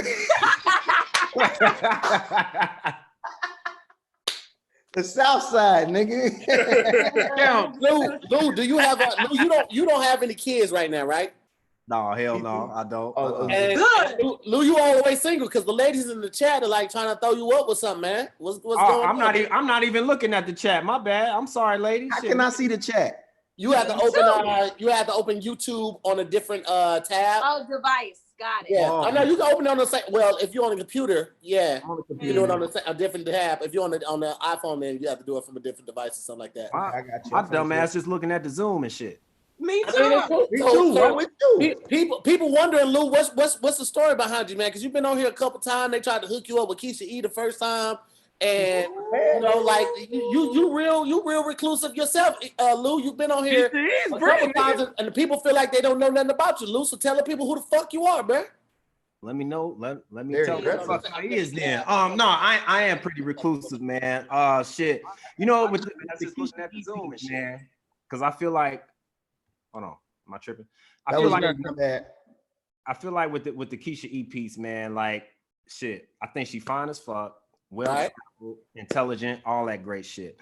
I just know for me, I be on that bullshit sometimes, and so like for me, I ain't want to stay away.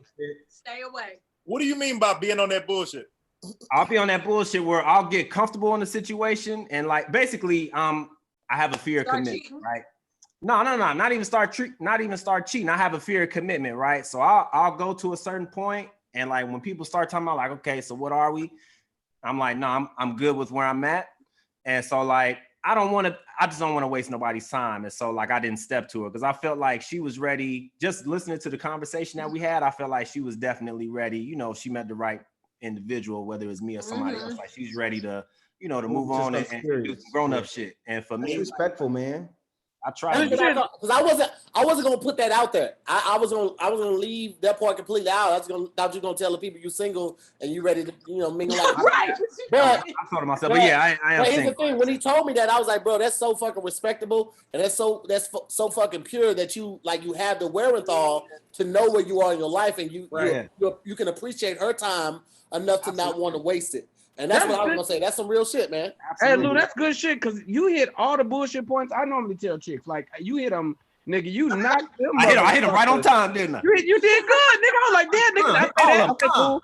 Yeah, it's like so when I start the bullshit, you know, I told you out the gate I'm gonna be on some bullshit. So you gotta hit them all. You gotta be like, listen, hey, this is gonna be a rough journey. I don't know if you want to do this, and if they keep pushing it. Then now, you know what I mean? It's on you. I did my best, okay? Because I want to fuck you. I want to fuck you. Hold on. I told you it was coming. I told you it was coming. Somebody named Hannah J said, no, waste our time. We in lockdown. Hell yeah, I saw that. Hilarious. He hopping this shit. Look at this shit. Yeah, we in lockdown, boo. Come waste my time. Oh, shit. Yo. That's it when you come on over here. Hilarious. Somebody asking my Aries. No, I'm a Pisces. Pisces, gang, bang, Ooh, bang. Pisces are emotional. Do We you are. cry a lot? But I don't consider, I'm like right on the tail end of Pisces. My birthday is March 19th, so I'm right on the tail end of it. I'm a Pisces. I like I'm emotional though. We're loyal to a fault though. Like there are many people I should have stopped fucking with years before I did, but I didn't because they the homie or they family, and I'm like, you know what I'm saying? It is what it is. I let this one slide, but I'm starting to get to a point now where I'm like, nah, I'm calling bullshit what it is, but still to this day, Pisces are loyal to a fault. 100%, 100%. Yeah, if I rock with you, like I rock with you heavy, and it's like it's hard for me not to rock with you. It takes a lot for that to, you know, to change. But yeah, to your point. You hoop? What's up? Do you hoop? Do you play ball? Nah, not anymore. I'm too old, nigga. I can't do that shit anymore. The knees. Hey, low key, my knee. I've been hooping, man. My knee been like really bothering me. I'm like little kid. Yeah, nigga. Yo, me like, I'll kill you right now. Say I won't. I wish you would try to go up and dunk. I'll kill us both right now. Say I won't. Say I won't. Nigga, I saw my energy just to touch the net now. I remember a nigga could get up, get the rim, all that shit. Nah, nigga, I'd be happy when I can touch the net now, nigga. Yeah. Nigga, I ain't played basketball in so long, nigga, because playing basketball. Nigga, if I get hurt playing basketball and my skill set, it was a fucking waste. It was.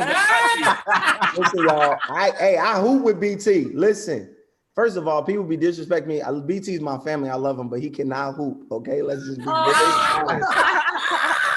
But Barry's never scored a point on me ever. But BT is a great teammate.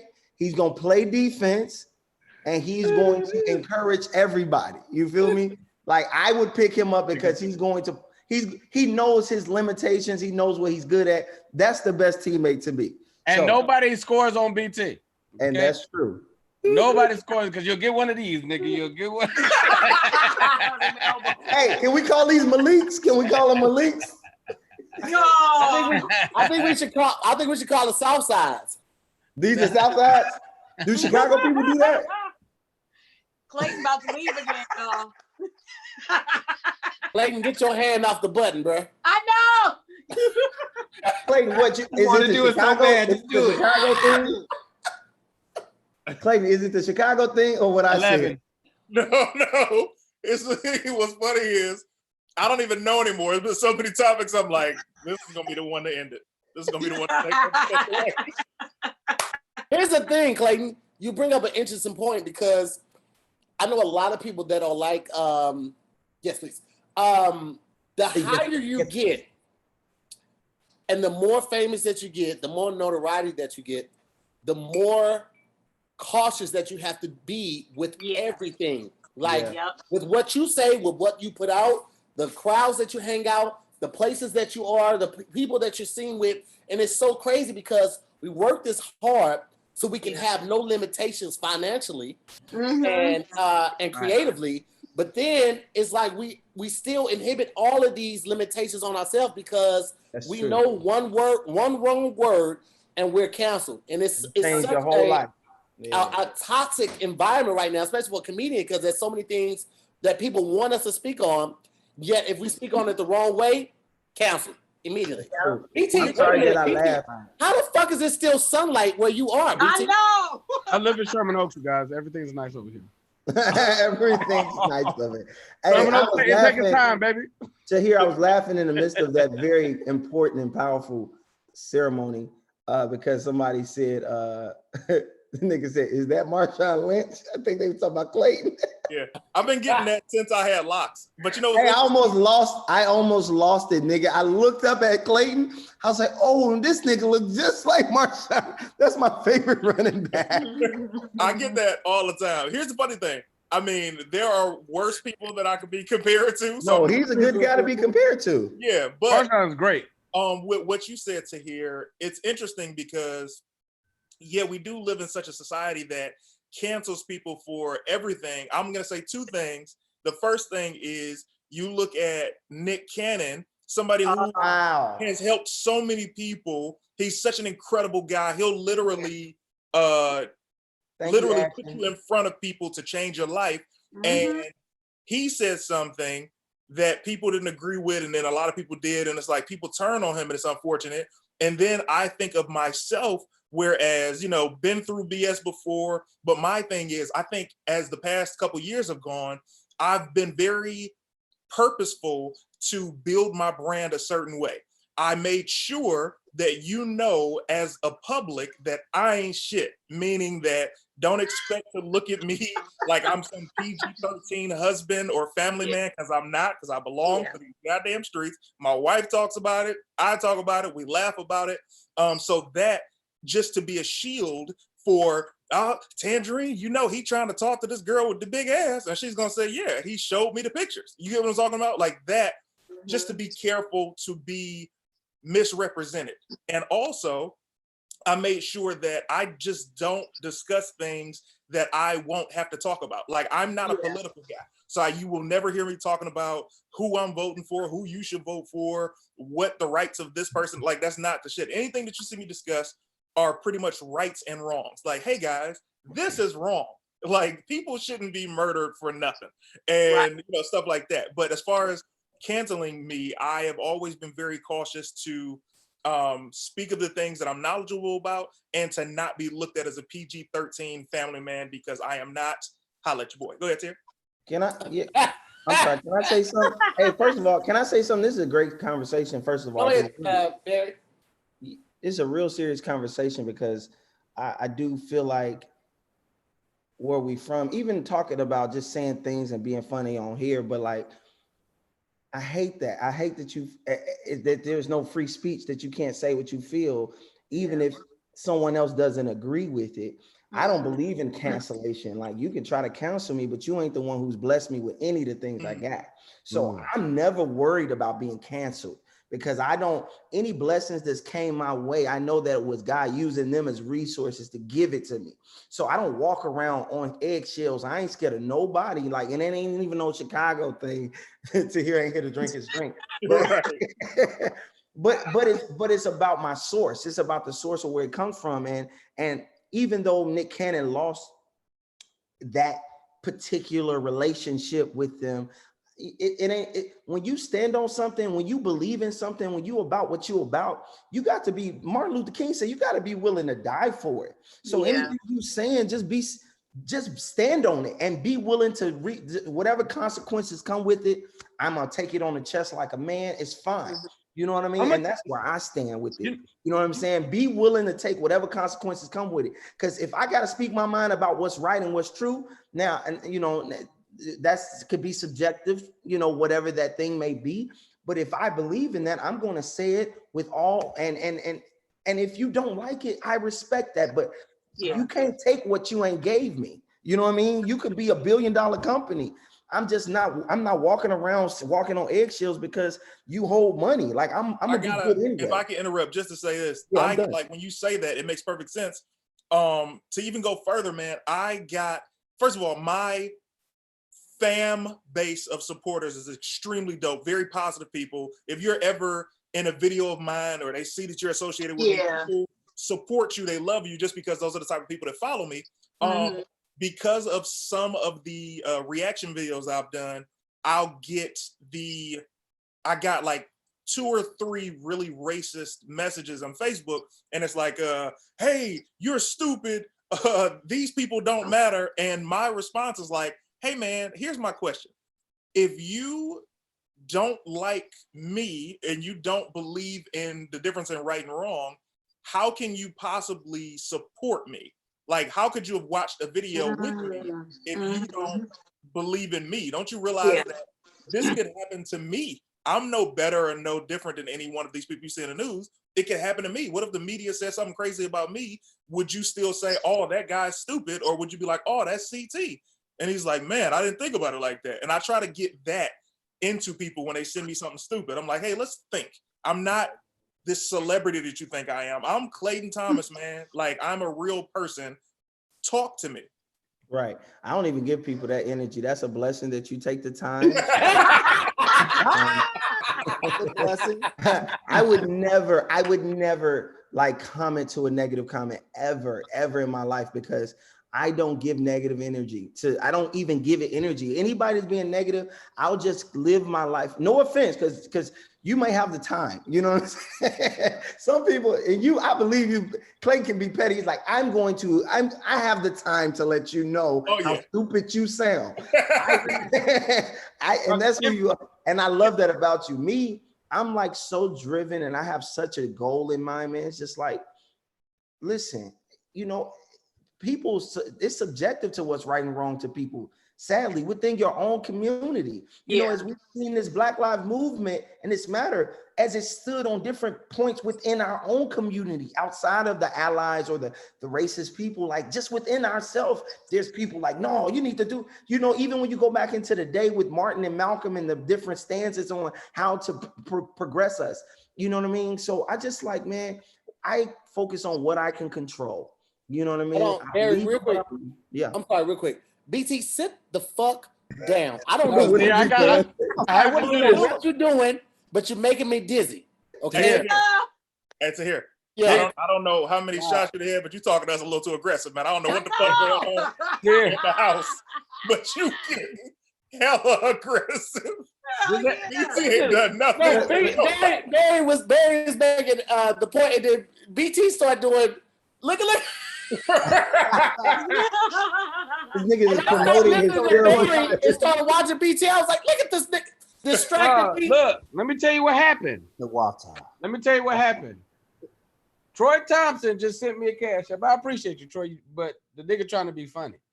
The nigga Troy said, he said $10. He said, for you, funny big fella, nigga, big fella.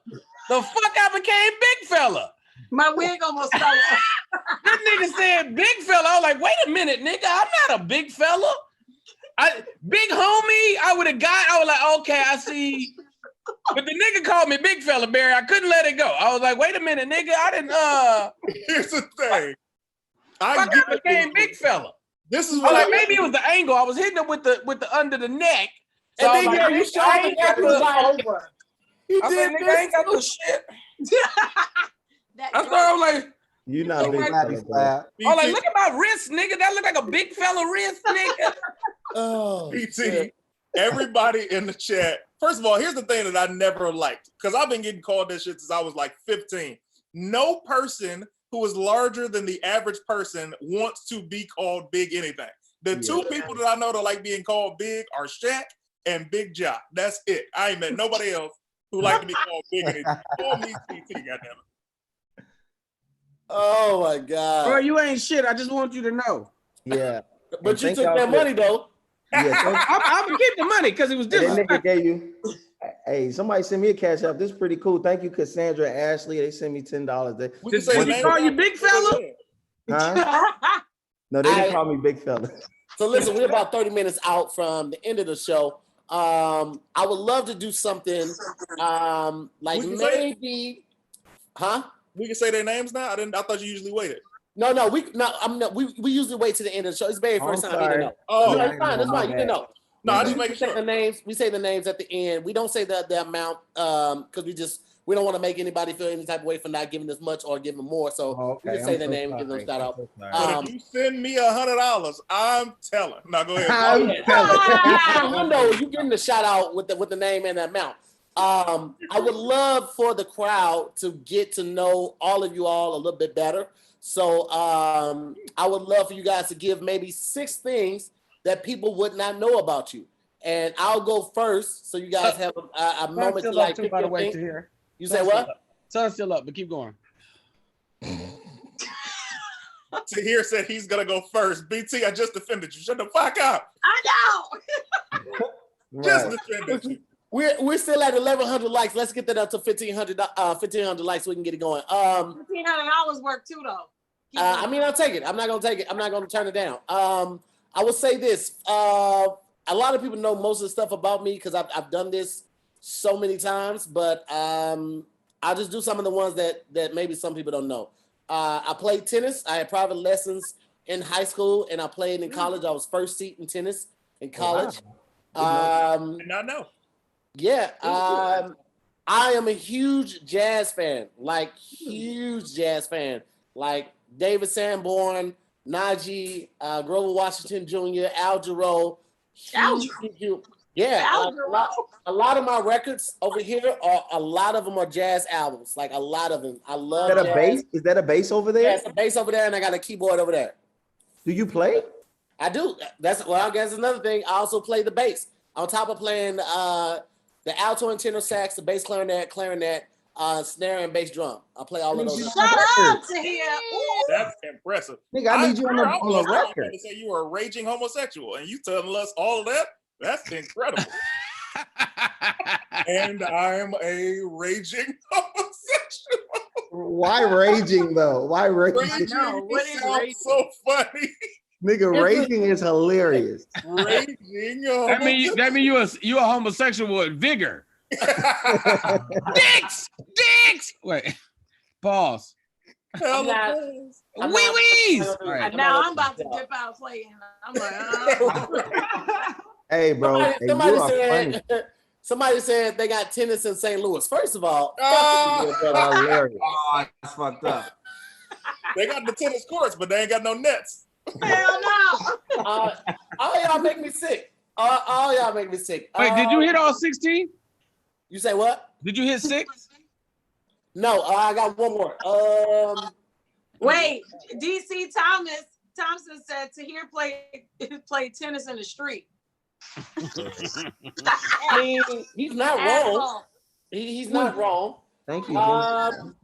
Last thing is, damn. Let me see. Yeah, you said 6 things. Yeah, I'm trying to think of the last one right now. But you have freckles on your face. No, but I do have freckles all over my body. There's one spot on my body that doesn't have a cluster of freckles or freckles somewhere. That is interesting. Well, it's 6. That's also 6, Nick. So who wants to go next? Clayton Thomas? Absolutely not. I'm writing mine down still. Okay. Who want to go? I'll go if nobody want to go. Well, tell them where you're from first, Barry. They definitely don't know. I'm a pre-gamer, BT.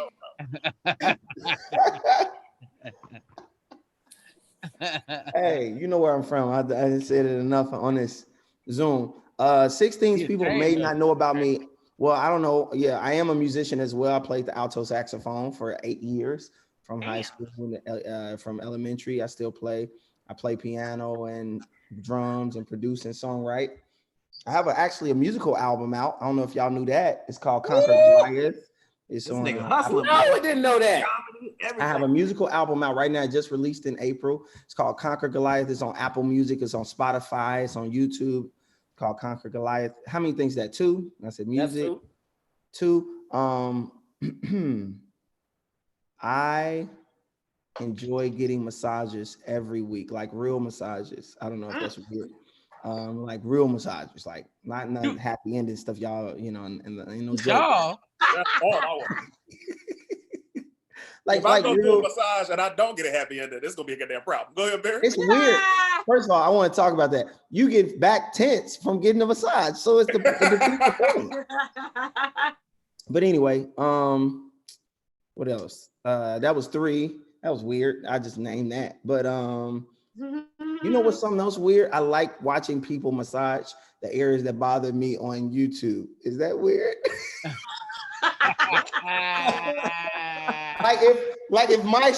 if this part of my arm hurts, it's called the infraspinatus, right? It hurts all the time. So I watch YouTubes of somebody massaging somebody else right there, and I be sitting there like, oh, that look like that feels so good, right? So that's your Pornhub, huh? It's not really, it's not a porn thing. It's just like it does bring me some type of relief. But okay.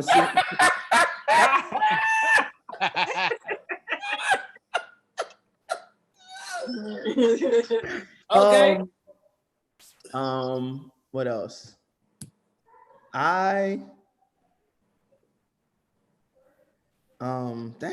What's that, 4? Yeah, let's go with that. Let's go with 4. I had 2 more. And nigga, I want to talk about myself. This is about yourself. No, 5th thing is that I I think bowel movements are very relieving. You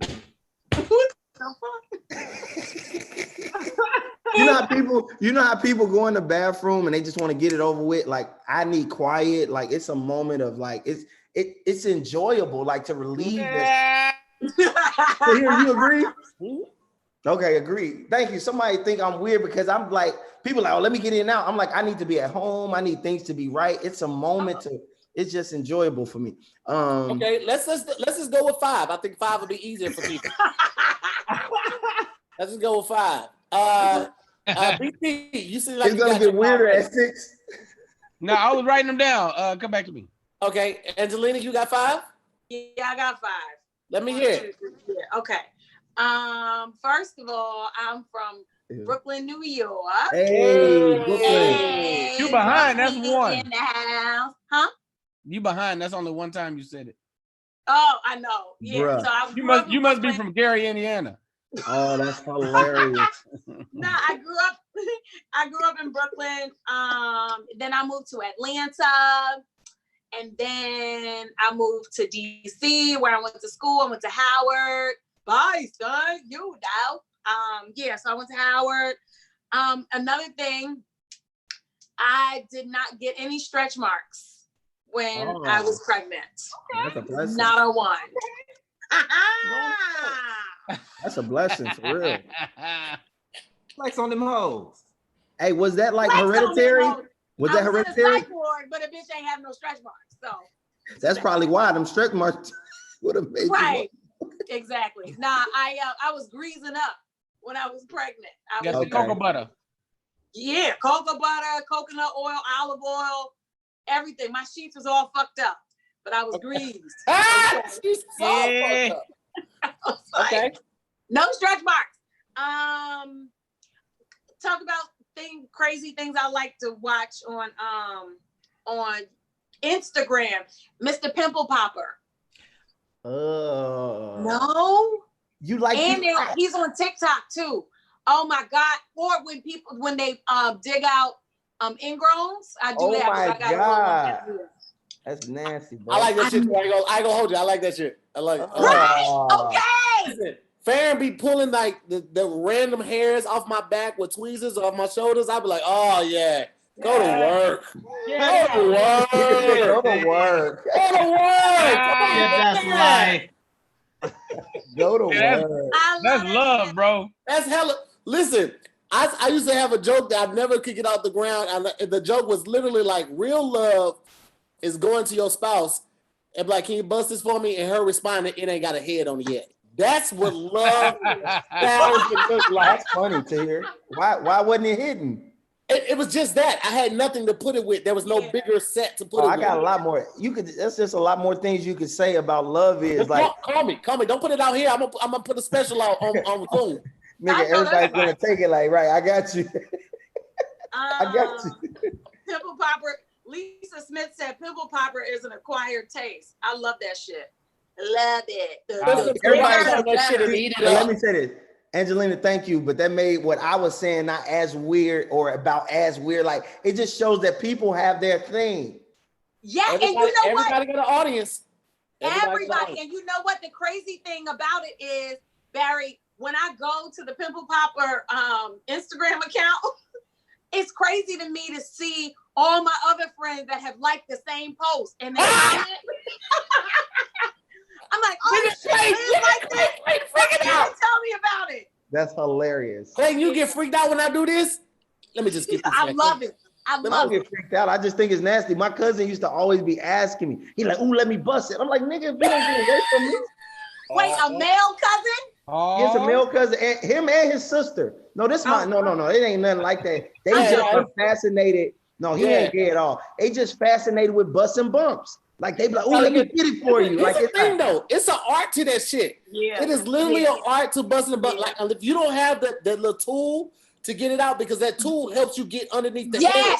You gotta get that head. If you just bust it and get that stuff out, the head it's gonna duplicate. You gotta get that head out. This is the nastiest. Get the head out. But I connected with so much passion. Like okay. That's nasty, bro. I love it. Okay.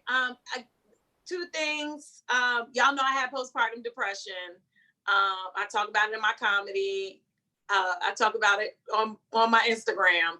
And I helped pass 3 new laws in California to help new mothers so that they do not have to deal with postpartum depression like I did. Wow. And That's awesome. thank you, y'all. I train doctors on how to recognize the signs. I'm working with Kamala Harris and Cory Booker on a national plan to help mothers. That's huge.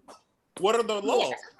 The laws mandate that doctors actually screen mothers. So it's like it's like a 6-part questionnaire that you have to ask mothers about how they're feeling, their thoughts, etc. And they have to ask the questions before the baby comes and then 6 weeks postpartum. So that was like a big thing to try to figure out who was going to pay for it, whether it was going to be the pediatrician or the doctors, whatever. So that was a whole thing. And the other one is to train the doctors on how to administer the screenings. And the third one is that when a mother like me has an issue, there's a referral system in place so that mother gets referred to a therapist. That's amazing. So those are the 3 new laws that I feel like Clayton was pass. low-key challenging you, like, hey, what the laws is though. Oh yeah, you make some laws. Well, what are they? Yeah, you talking about you out here passing laws and That's super dope, Angelina. Super dope. That's I huge. commend you and For real. applaud your That's a effort. blessing. That's gonna help people.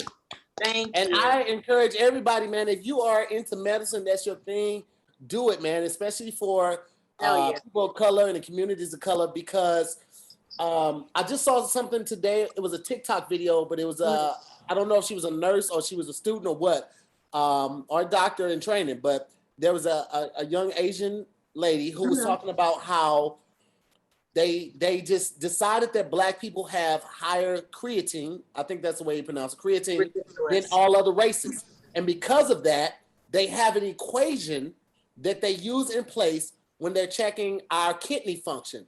So because of that equation, we may not be qualified to get a kidney because you have to be within these certain marks or these certain point level to get a kidney or to get on the list. So because of this equation that they've been using, I think for like the last 20 years, for every person, every Black person, we are less likely to get on the list or receive a kidney because of this. And crazy. This survey or this testing that they did wasn't on like a whole community of Black people. It was like just a small number of Black people, and because of that, they apply that to every single. And it's those type of laws and things that are in place that prohibit us from constantly thriving as a race. So the fact that you took it upon yourself and had these laws enacted, and now these doctors have to go by this is so amazing. And I just want to applaud you again. Thank you. Thank you, boo. Also, Michael Johnson said, Black women always doing the motherfucking thing. Yes, we are. You know what I'm saying? Hey, y'all, shout out to y'all Black superheroes, Black women. Women, yeah, for sure. Yeah, like y'all special, man. Y'all do a lot. And I'm just, that's a blessing, man. Real talk. That's a big deal. Thank you. It drove me crazy that I'm like, how is it that I'm the only person who went through this and is talking about it? You know what I'm saying? Like, why? But it's like this secret among mothers that like you feel this shame and this guilt, but nobody's talking about it. You don't ask each other about how you feeling. You don't ask each other about. So I was like, fuck it, I'm gonna do my little documentary. So I'm producing a documentary about it, and I just did my special, and we raised $100,000 to do the documentary, and we got those laws passed. So that's good amazing. shit for mamas. Awesome. Was that number 5 for you, Angelina? I think so. I'm good. Okay. CT wants to go next, and then we go with Luke. All right. So Lou and BT, write your lists out, man, so we can speed through this. You understand me? The first thing. Nigga, did you make some laws, nigga? Right. Right. I made 3 laws. The first is don't be slow as fuck. No, the first thing that people do not know about me is I am extremely passionate about fashion design. Like one of my logos that you see on my merchandise site. Even before I had the site, I was designing my own clothes, and every one of the logos that you see on my site, I worked with my artist Fuzzy Joe, and like we got it to where what I saw in my head, like I see it in my head, I explain it, he drops it, and then bam, and I have good placement. Like when I make women's clothes, like leggings or t-shirts for them or tote bags, like everything that I do on the site, because I got so much stuff, it's really meticulously designed, and I find great passion in that. The second thing. Wait, before you go to the second thing, CT. Yeah. Let me let you know that you inspired me to start rocking my name on my own shit for shows. You and Tony Baker. Mostly you, because the designs of that shit is always lit. It's always like pretty and subtle, but memorable. And you know what I'm saying? You know who you are. It's I don't know. It's just really outstanding. And I remember when you did your I didn't see you do Def Jam, but I came the night before, and you had, you were CT'd out, and I was like, that's what the fuck I'm talking about. You know what's it's a brand, bitches. It's a brand. For me, yo, like I've always been, people always make fun of you, like, why are you wearing your name on your clothes? And it's like, yo, you would rather wear a company that doesn't care about you than promote yourself. That's and right. I've always been like the stuff that I would buy for me, I might have had CT everywhere, but that might have cost me $10 per patch. And I got like 8 patches on, not to mention the cost of the item of the clothing. Right. So like my joint might not be known, but it's more expensive than whatever Gucci that they're wearing. But right. And it's flyer. It's way more memorable. Thank you. Like you out here inspiring. It's smart. It's wise. You have no idea how much that means to me. Like I truly love fashion design, and I think if I wouldn't have got into stand up, I definitely would have went into fashion design. Wow, I almost see definitely like tech top. Hey, it happens, but you also see my logo on the hat, so don't overlook that. Anyway, second thing, I love watching the show Maury. I've watched over 500 episodes. Yeah. My favorite show to watch when I have nothing to do and I'm just in the crib. I love Maury. It's something about this is what I love about Maury. And all the ladies, I love y'all. Like, you guys are amazing. But on that show, Maury lets these women talk to these guys like they ain't shit. You understand me? Let them say all of it. They be talking so cocky. Yeah, and you gonna take care of it because when the daddy, all that shit. And when we find out that they're not the father, that girl get quiet and the dude be like, yeah, what's up now? And Maury be like, hey. She's been through enough. It's like, no, motherfucker. You let her be crazy. Right. Love Maury. Wait, CT, while you there, the funniest Maury episode, it was a dude sitting on the couch and the girl was going off. And when I tell you this dude was stone faced, he didn't give 2 shits. And she was like, and Maury was like, so if the baby's yours, are you gonna if the baby's not yours, are you gonna take care of it? And he was like, nope. And he said, if the baby is yours, are you going to be there for it and take care of it? He said, hell no. And they came out and said the baby wasn't his, and he got up and left quietly. If you see this episode, please record this for me. That's because nobody believes me. Bro, hell no. He left the building. Because of course I'm in the comments as well. About the clothes, you're saying if I did stand up, I wouldn't be able to do clothes. No, now that I'm doing stand up, I'm able to do clothes on even a more massive scale. As a matter of fact, person who commented that I can't see their name anymore, why don't you go to my site and support me instead of asking me ridiculous questions? Now, the third thing. This is very personal. This is very personal to me. The third thing, I got beat up in front of my mom when I was 10 years old, and I lost, and my mother, 30 minutes later, made me fight him again. And that's a black mama. And I lost worse than I did the first time. Not a lot of people know that. I haven't even told that on stage yet. It's 11. Hey, listen, I picture the 11-year-old coming out like, Seconds, eh? Seconds.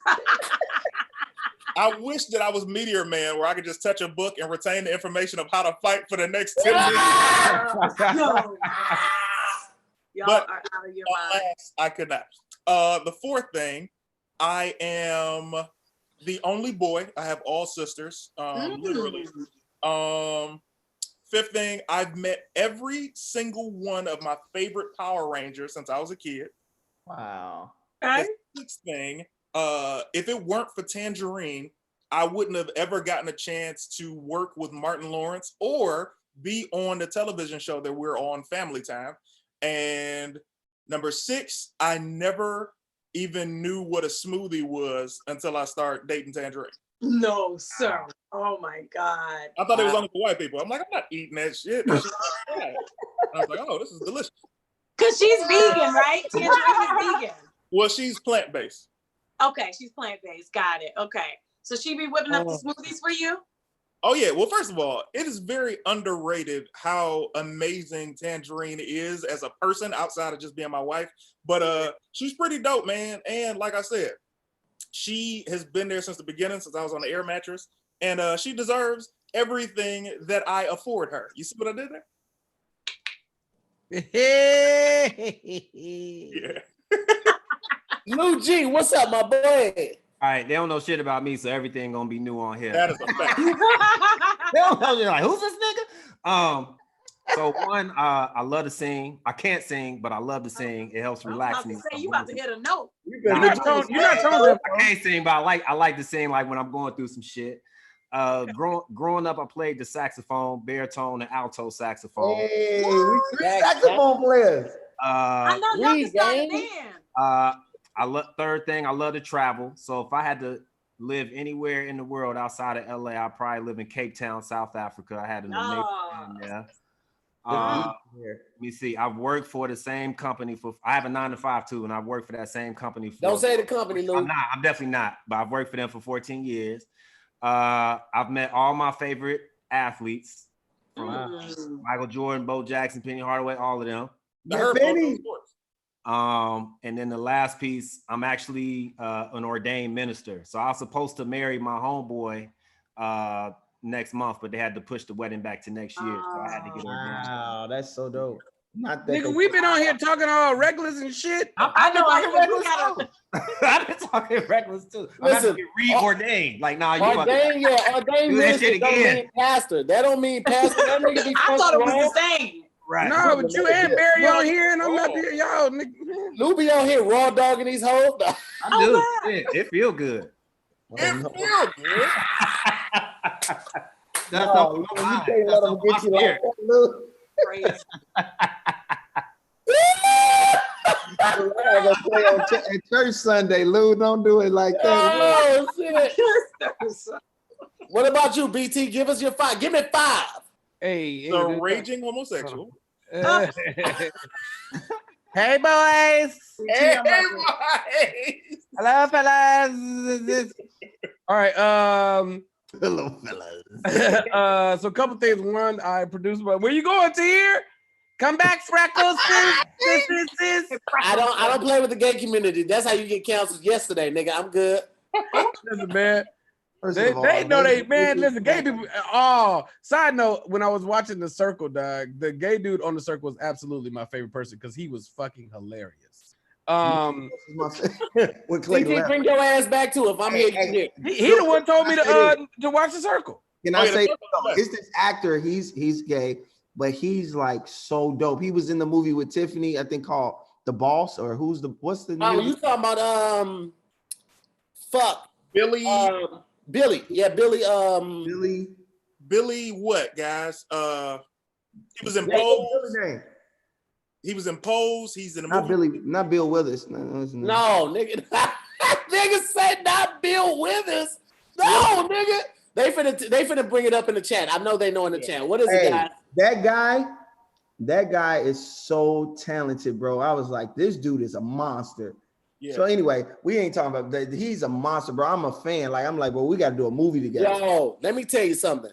First of all, thank you to the first person I saw from Alice Marie, she said Porter, Billy Porter. Billy Porter. Somebody in the comments said Billy Sorrells, and you play too goddamn much. You play too goddamn much. BT, go on with your funky ass list.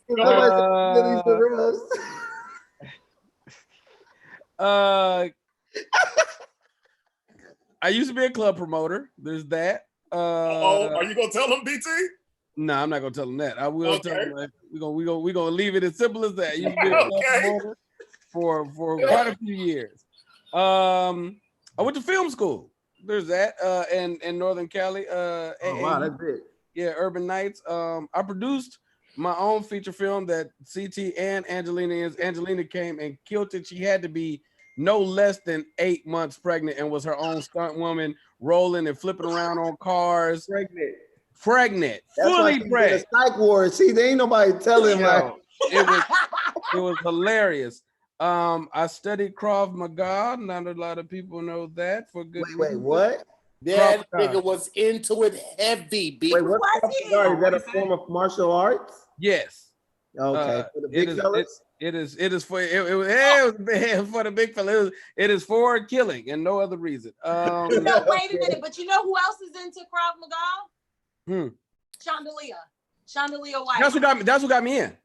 Okay. Yeah, that's what got me in. She's serious about it. Both of y'all. What is it called? It's called Steven Seagal.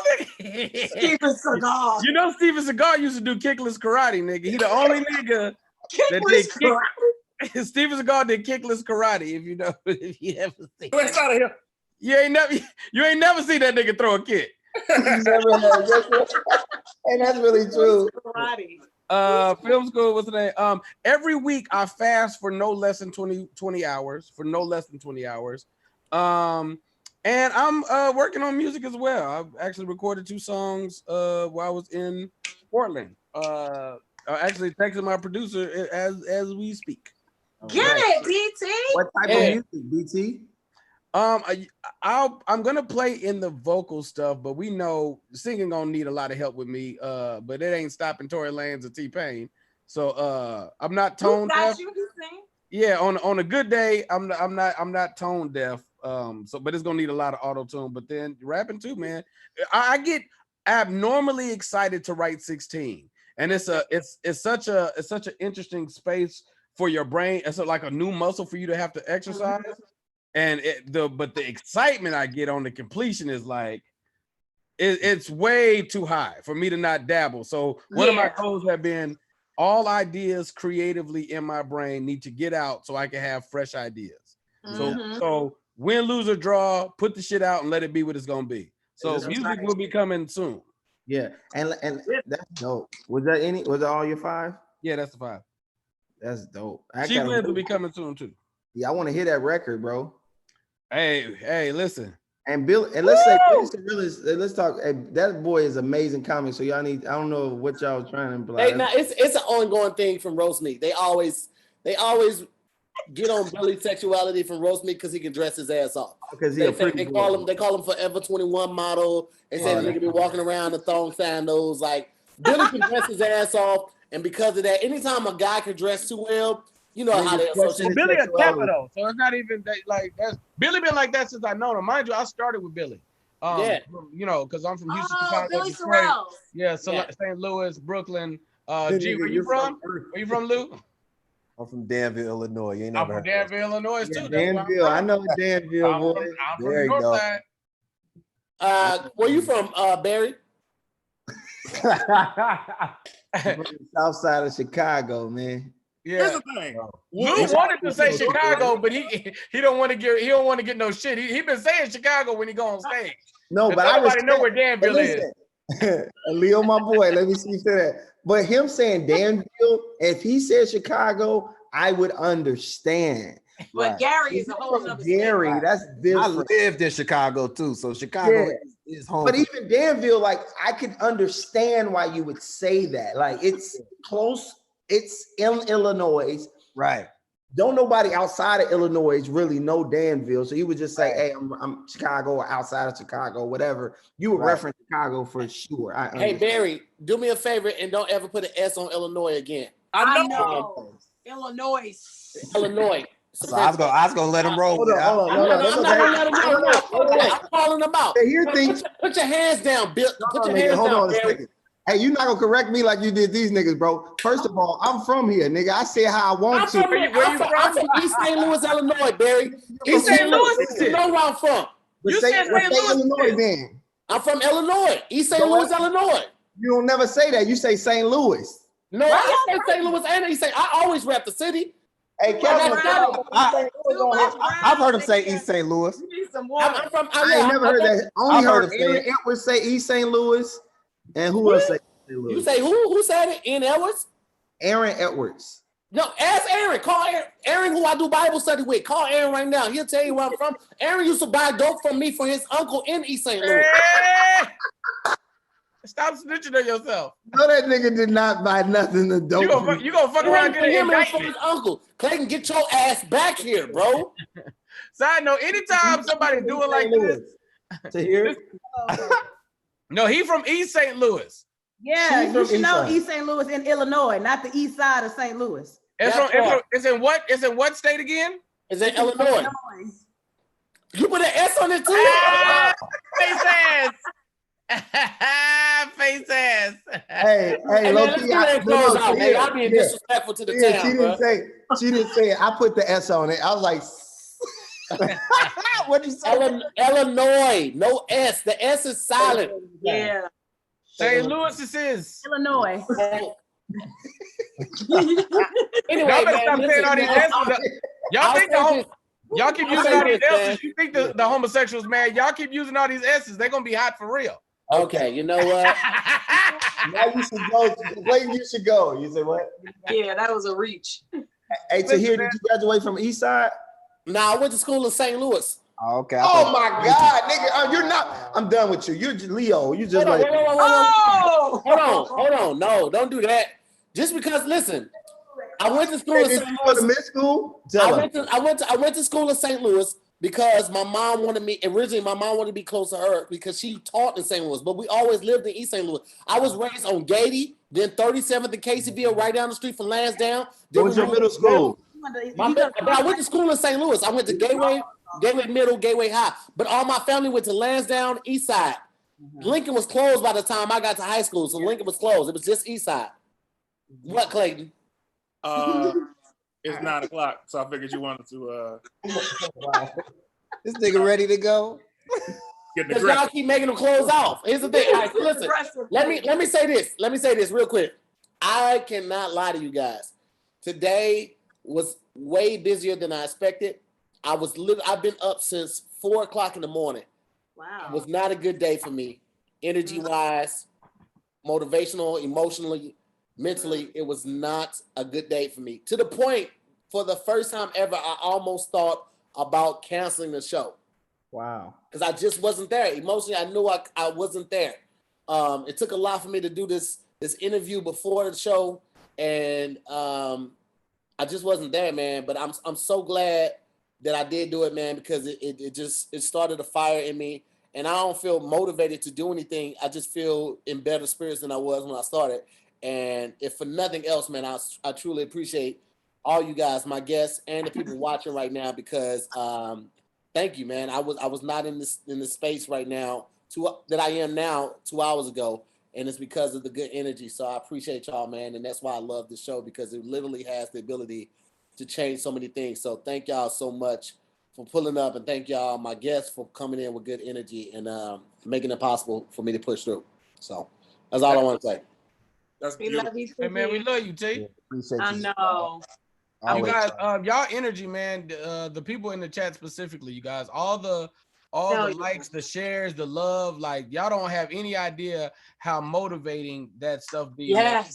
Like it really touches, because it'd be a lot, bro. It'd be a lot, especially for us, as we done lost one of the things that we love the most in life. So like we're just trying to figure it out right now, and that's before. And I'm not even talking about finance stuff. I'm just talking about the thing that decided that we've been doing for probably 10 plus years, all of us, you know, damn near a few times a week, and now it's just gone. So we just trying to figure out what our next steps are. And being able to reach out digitally, like it's been love. Somebody sent me a message the other day and it just said, like, I appreciate the content you doing and I see how hard you work. And I was like, bro, I needed to hear that because I wasn't going, I was like, it was one of them days I was like, man, I'm not feeling it, bro. I was like, yeah. It was just like, you know, you need that. So every like, you guys, when them likes, they matter, the comments, they matter, the shares, they matter, just and the love y'all show, the merch, all that stuff, it matters. And I appreciate Kings and Crew. I love the hell out of y'all. You hear me? God damn it. Man. Hey, the same here, man. Thank you so much for having me to here. Hey, Lou, it's a pleasure to meet you, man. I really, really hope we connect, man, when the world open back up or something like that. BT, Clayton, y'all already know I love y'all, man. Y'all my family, man. Angelina, I look forward to meeting you and your 5-year-old, and then and look forward to seeing your special and supporting you and working together, man. So thank y'all, man. Thank you for that positive energy, man. I love this. I love that after we crack jokes and, you know, have a ball, that we can all come together and just, you know, have that moment, because life is still real after you get off here, and you still got to go into our regular lives and be great for ourselves and our families and our children and so forth. So God bless the fans and followers and family. I actually don't want to meet that baby. After hearing all the stuff that happened to her. What baby? Don't say that, I'm baby. happy for you. My baby? Ruined your whole life. I don't want to meet that baby. But he's being funny. You see her eyes? Ruin my life. He's gonna make another law. Right. See, see, this is when you should have turned your goddamn camera off, Clayton. That baby ruined your life? No. He's being funny, please. Okay. I'm talking about nobody. You talk about people's kids, they get too serious, Clayton. I'm like, ruin my life. She would say, she almost killed me, but that's still her baby. It don't matter. Right. Before we get out of here, real quick, real talk. I want to thank Timothy, Daniel, Imani, Jose, Laville, Yvonne, Monique, Patreon, Sojourner, Elizabeth, taking the stage, Danae, Janine, Derek, James, Beard.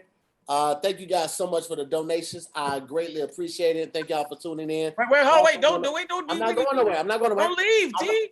I want to open the stage right now for all my guests to thank any and everyone that donated to them, and also give their socials for where you can find them at, and if they got anything coming up that they want you to look out for, this is the time to say it as well. What's up? So you want me to start? Yo, first and foremost, man, thank you, Tahir, man. Really appreciate you, man. Always appreciate, you know, the opportunity to hop on here, man. To everybody that's in here in the Zoom, the fellow comedians, man. It's a lot of y'all that I've seen before, so I admire a lot of you guys' work. So it's a pleasure to formally meet a lot of you guys. Barry, shout out to you, especially, you know what I'm saying, Chicago in the building. Shout out to everybody that joined the YouTube live, man. For those of y'all that have never seen me before, hopefully this was a good first introduction. Outside of that, man, you guys can follow me at LouG83 on Instagram and Twitter. That's LOUGEE 83. Outside of that, I have 2 podcasts. The first one is called Necessary Nonsense. The second one that I do is called Advice from a Fuckboy. So you can definitely, podcast. Hey, I didn't create the name Advice from a Fuckboy. I inherited that, but I'm a rep it since I'm a part of it. You know what I'm saying? But yeah, thank you guys, man. So peace and love from me to you. BT, hit him with it. So first and foremost, T, I appreciate the hell out of you.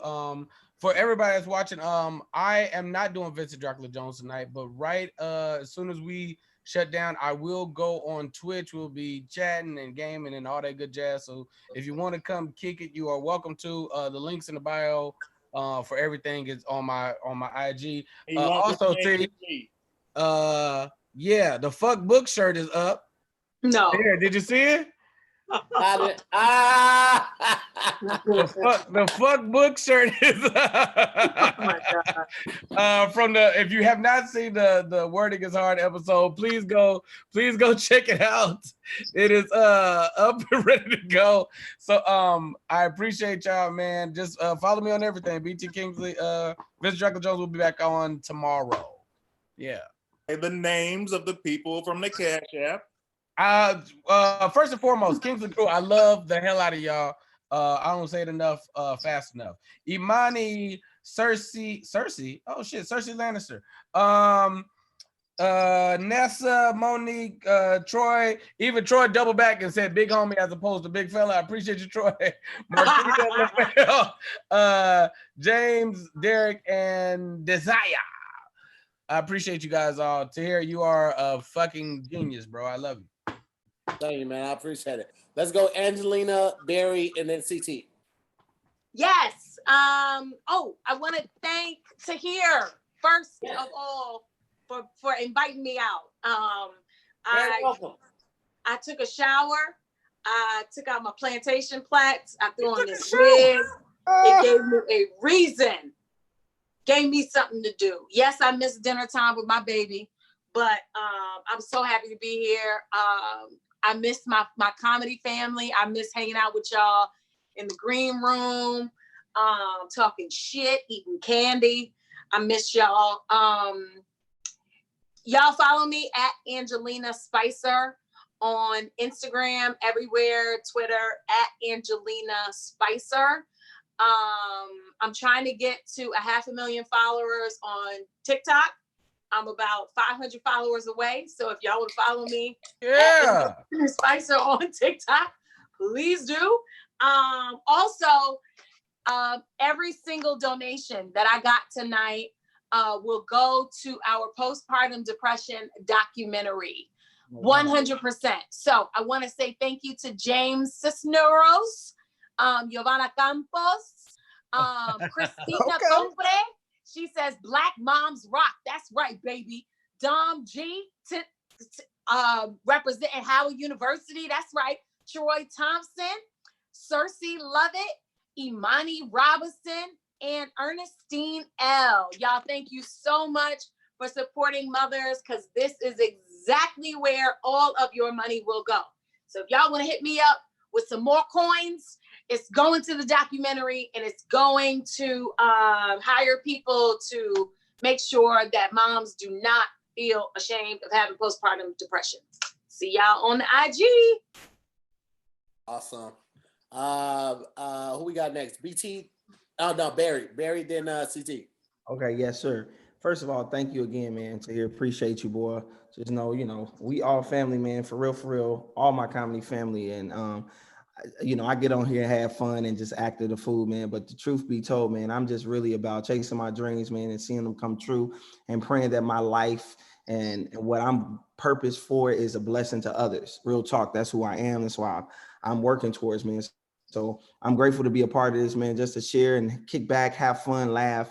But people know I'm actually going to be doing a clothing line too. I'm going to holler at Clayton about some ideas for the leggings, because I need to see where you get your joints from. But it's Only Believe. My company's called Only Believe, man. It's about believing in your dreams. And I pray that y'all seeing us over here just having fun, all of us, is a result of believing in our dreams.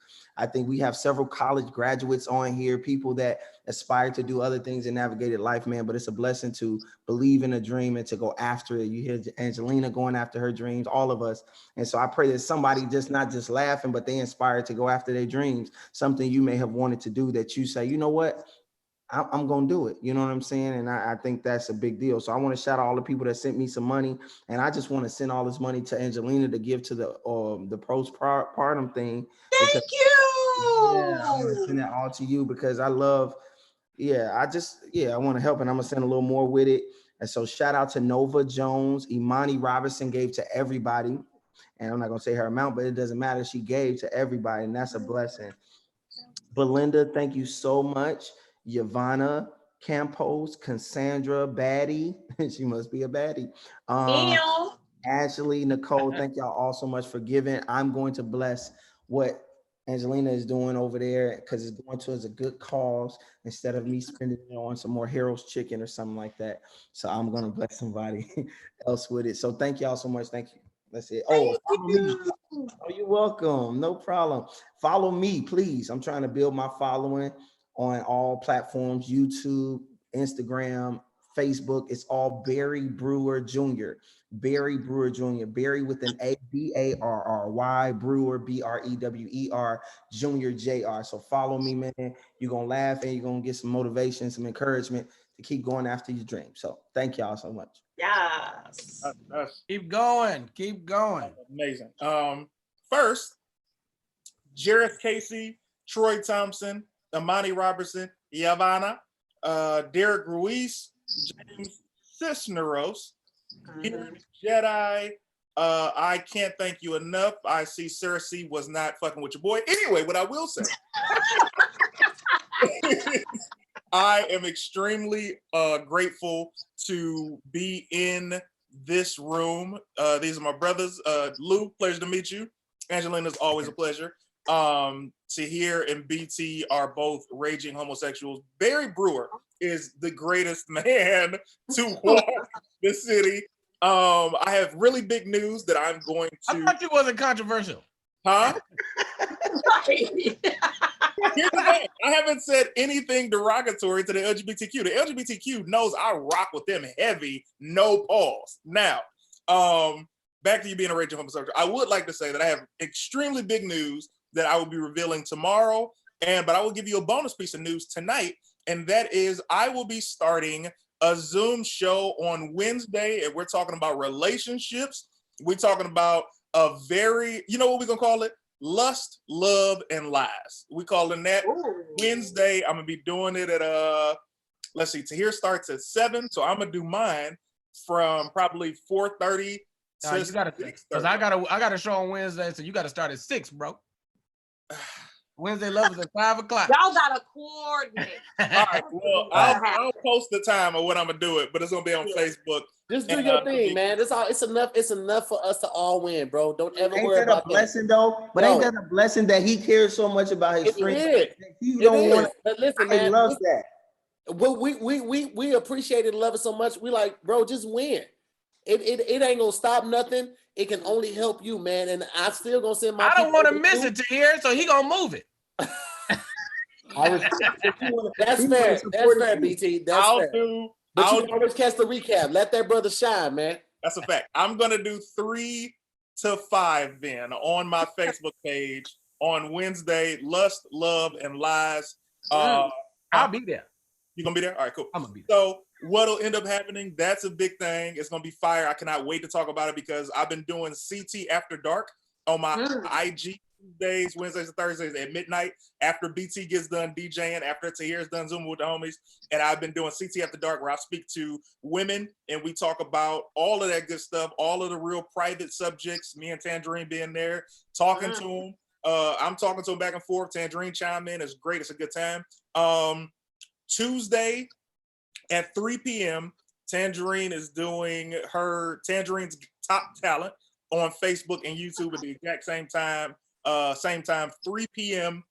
Watch that. Come in if you got a talent, rapping, singing, all of that good stuff. People end up getting money as well.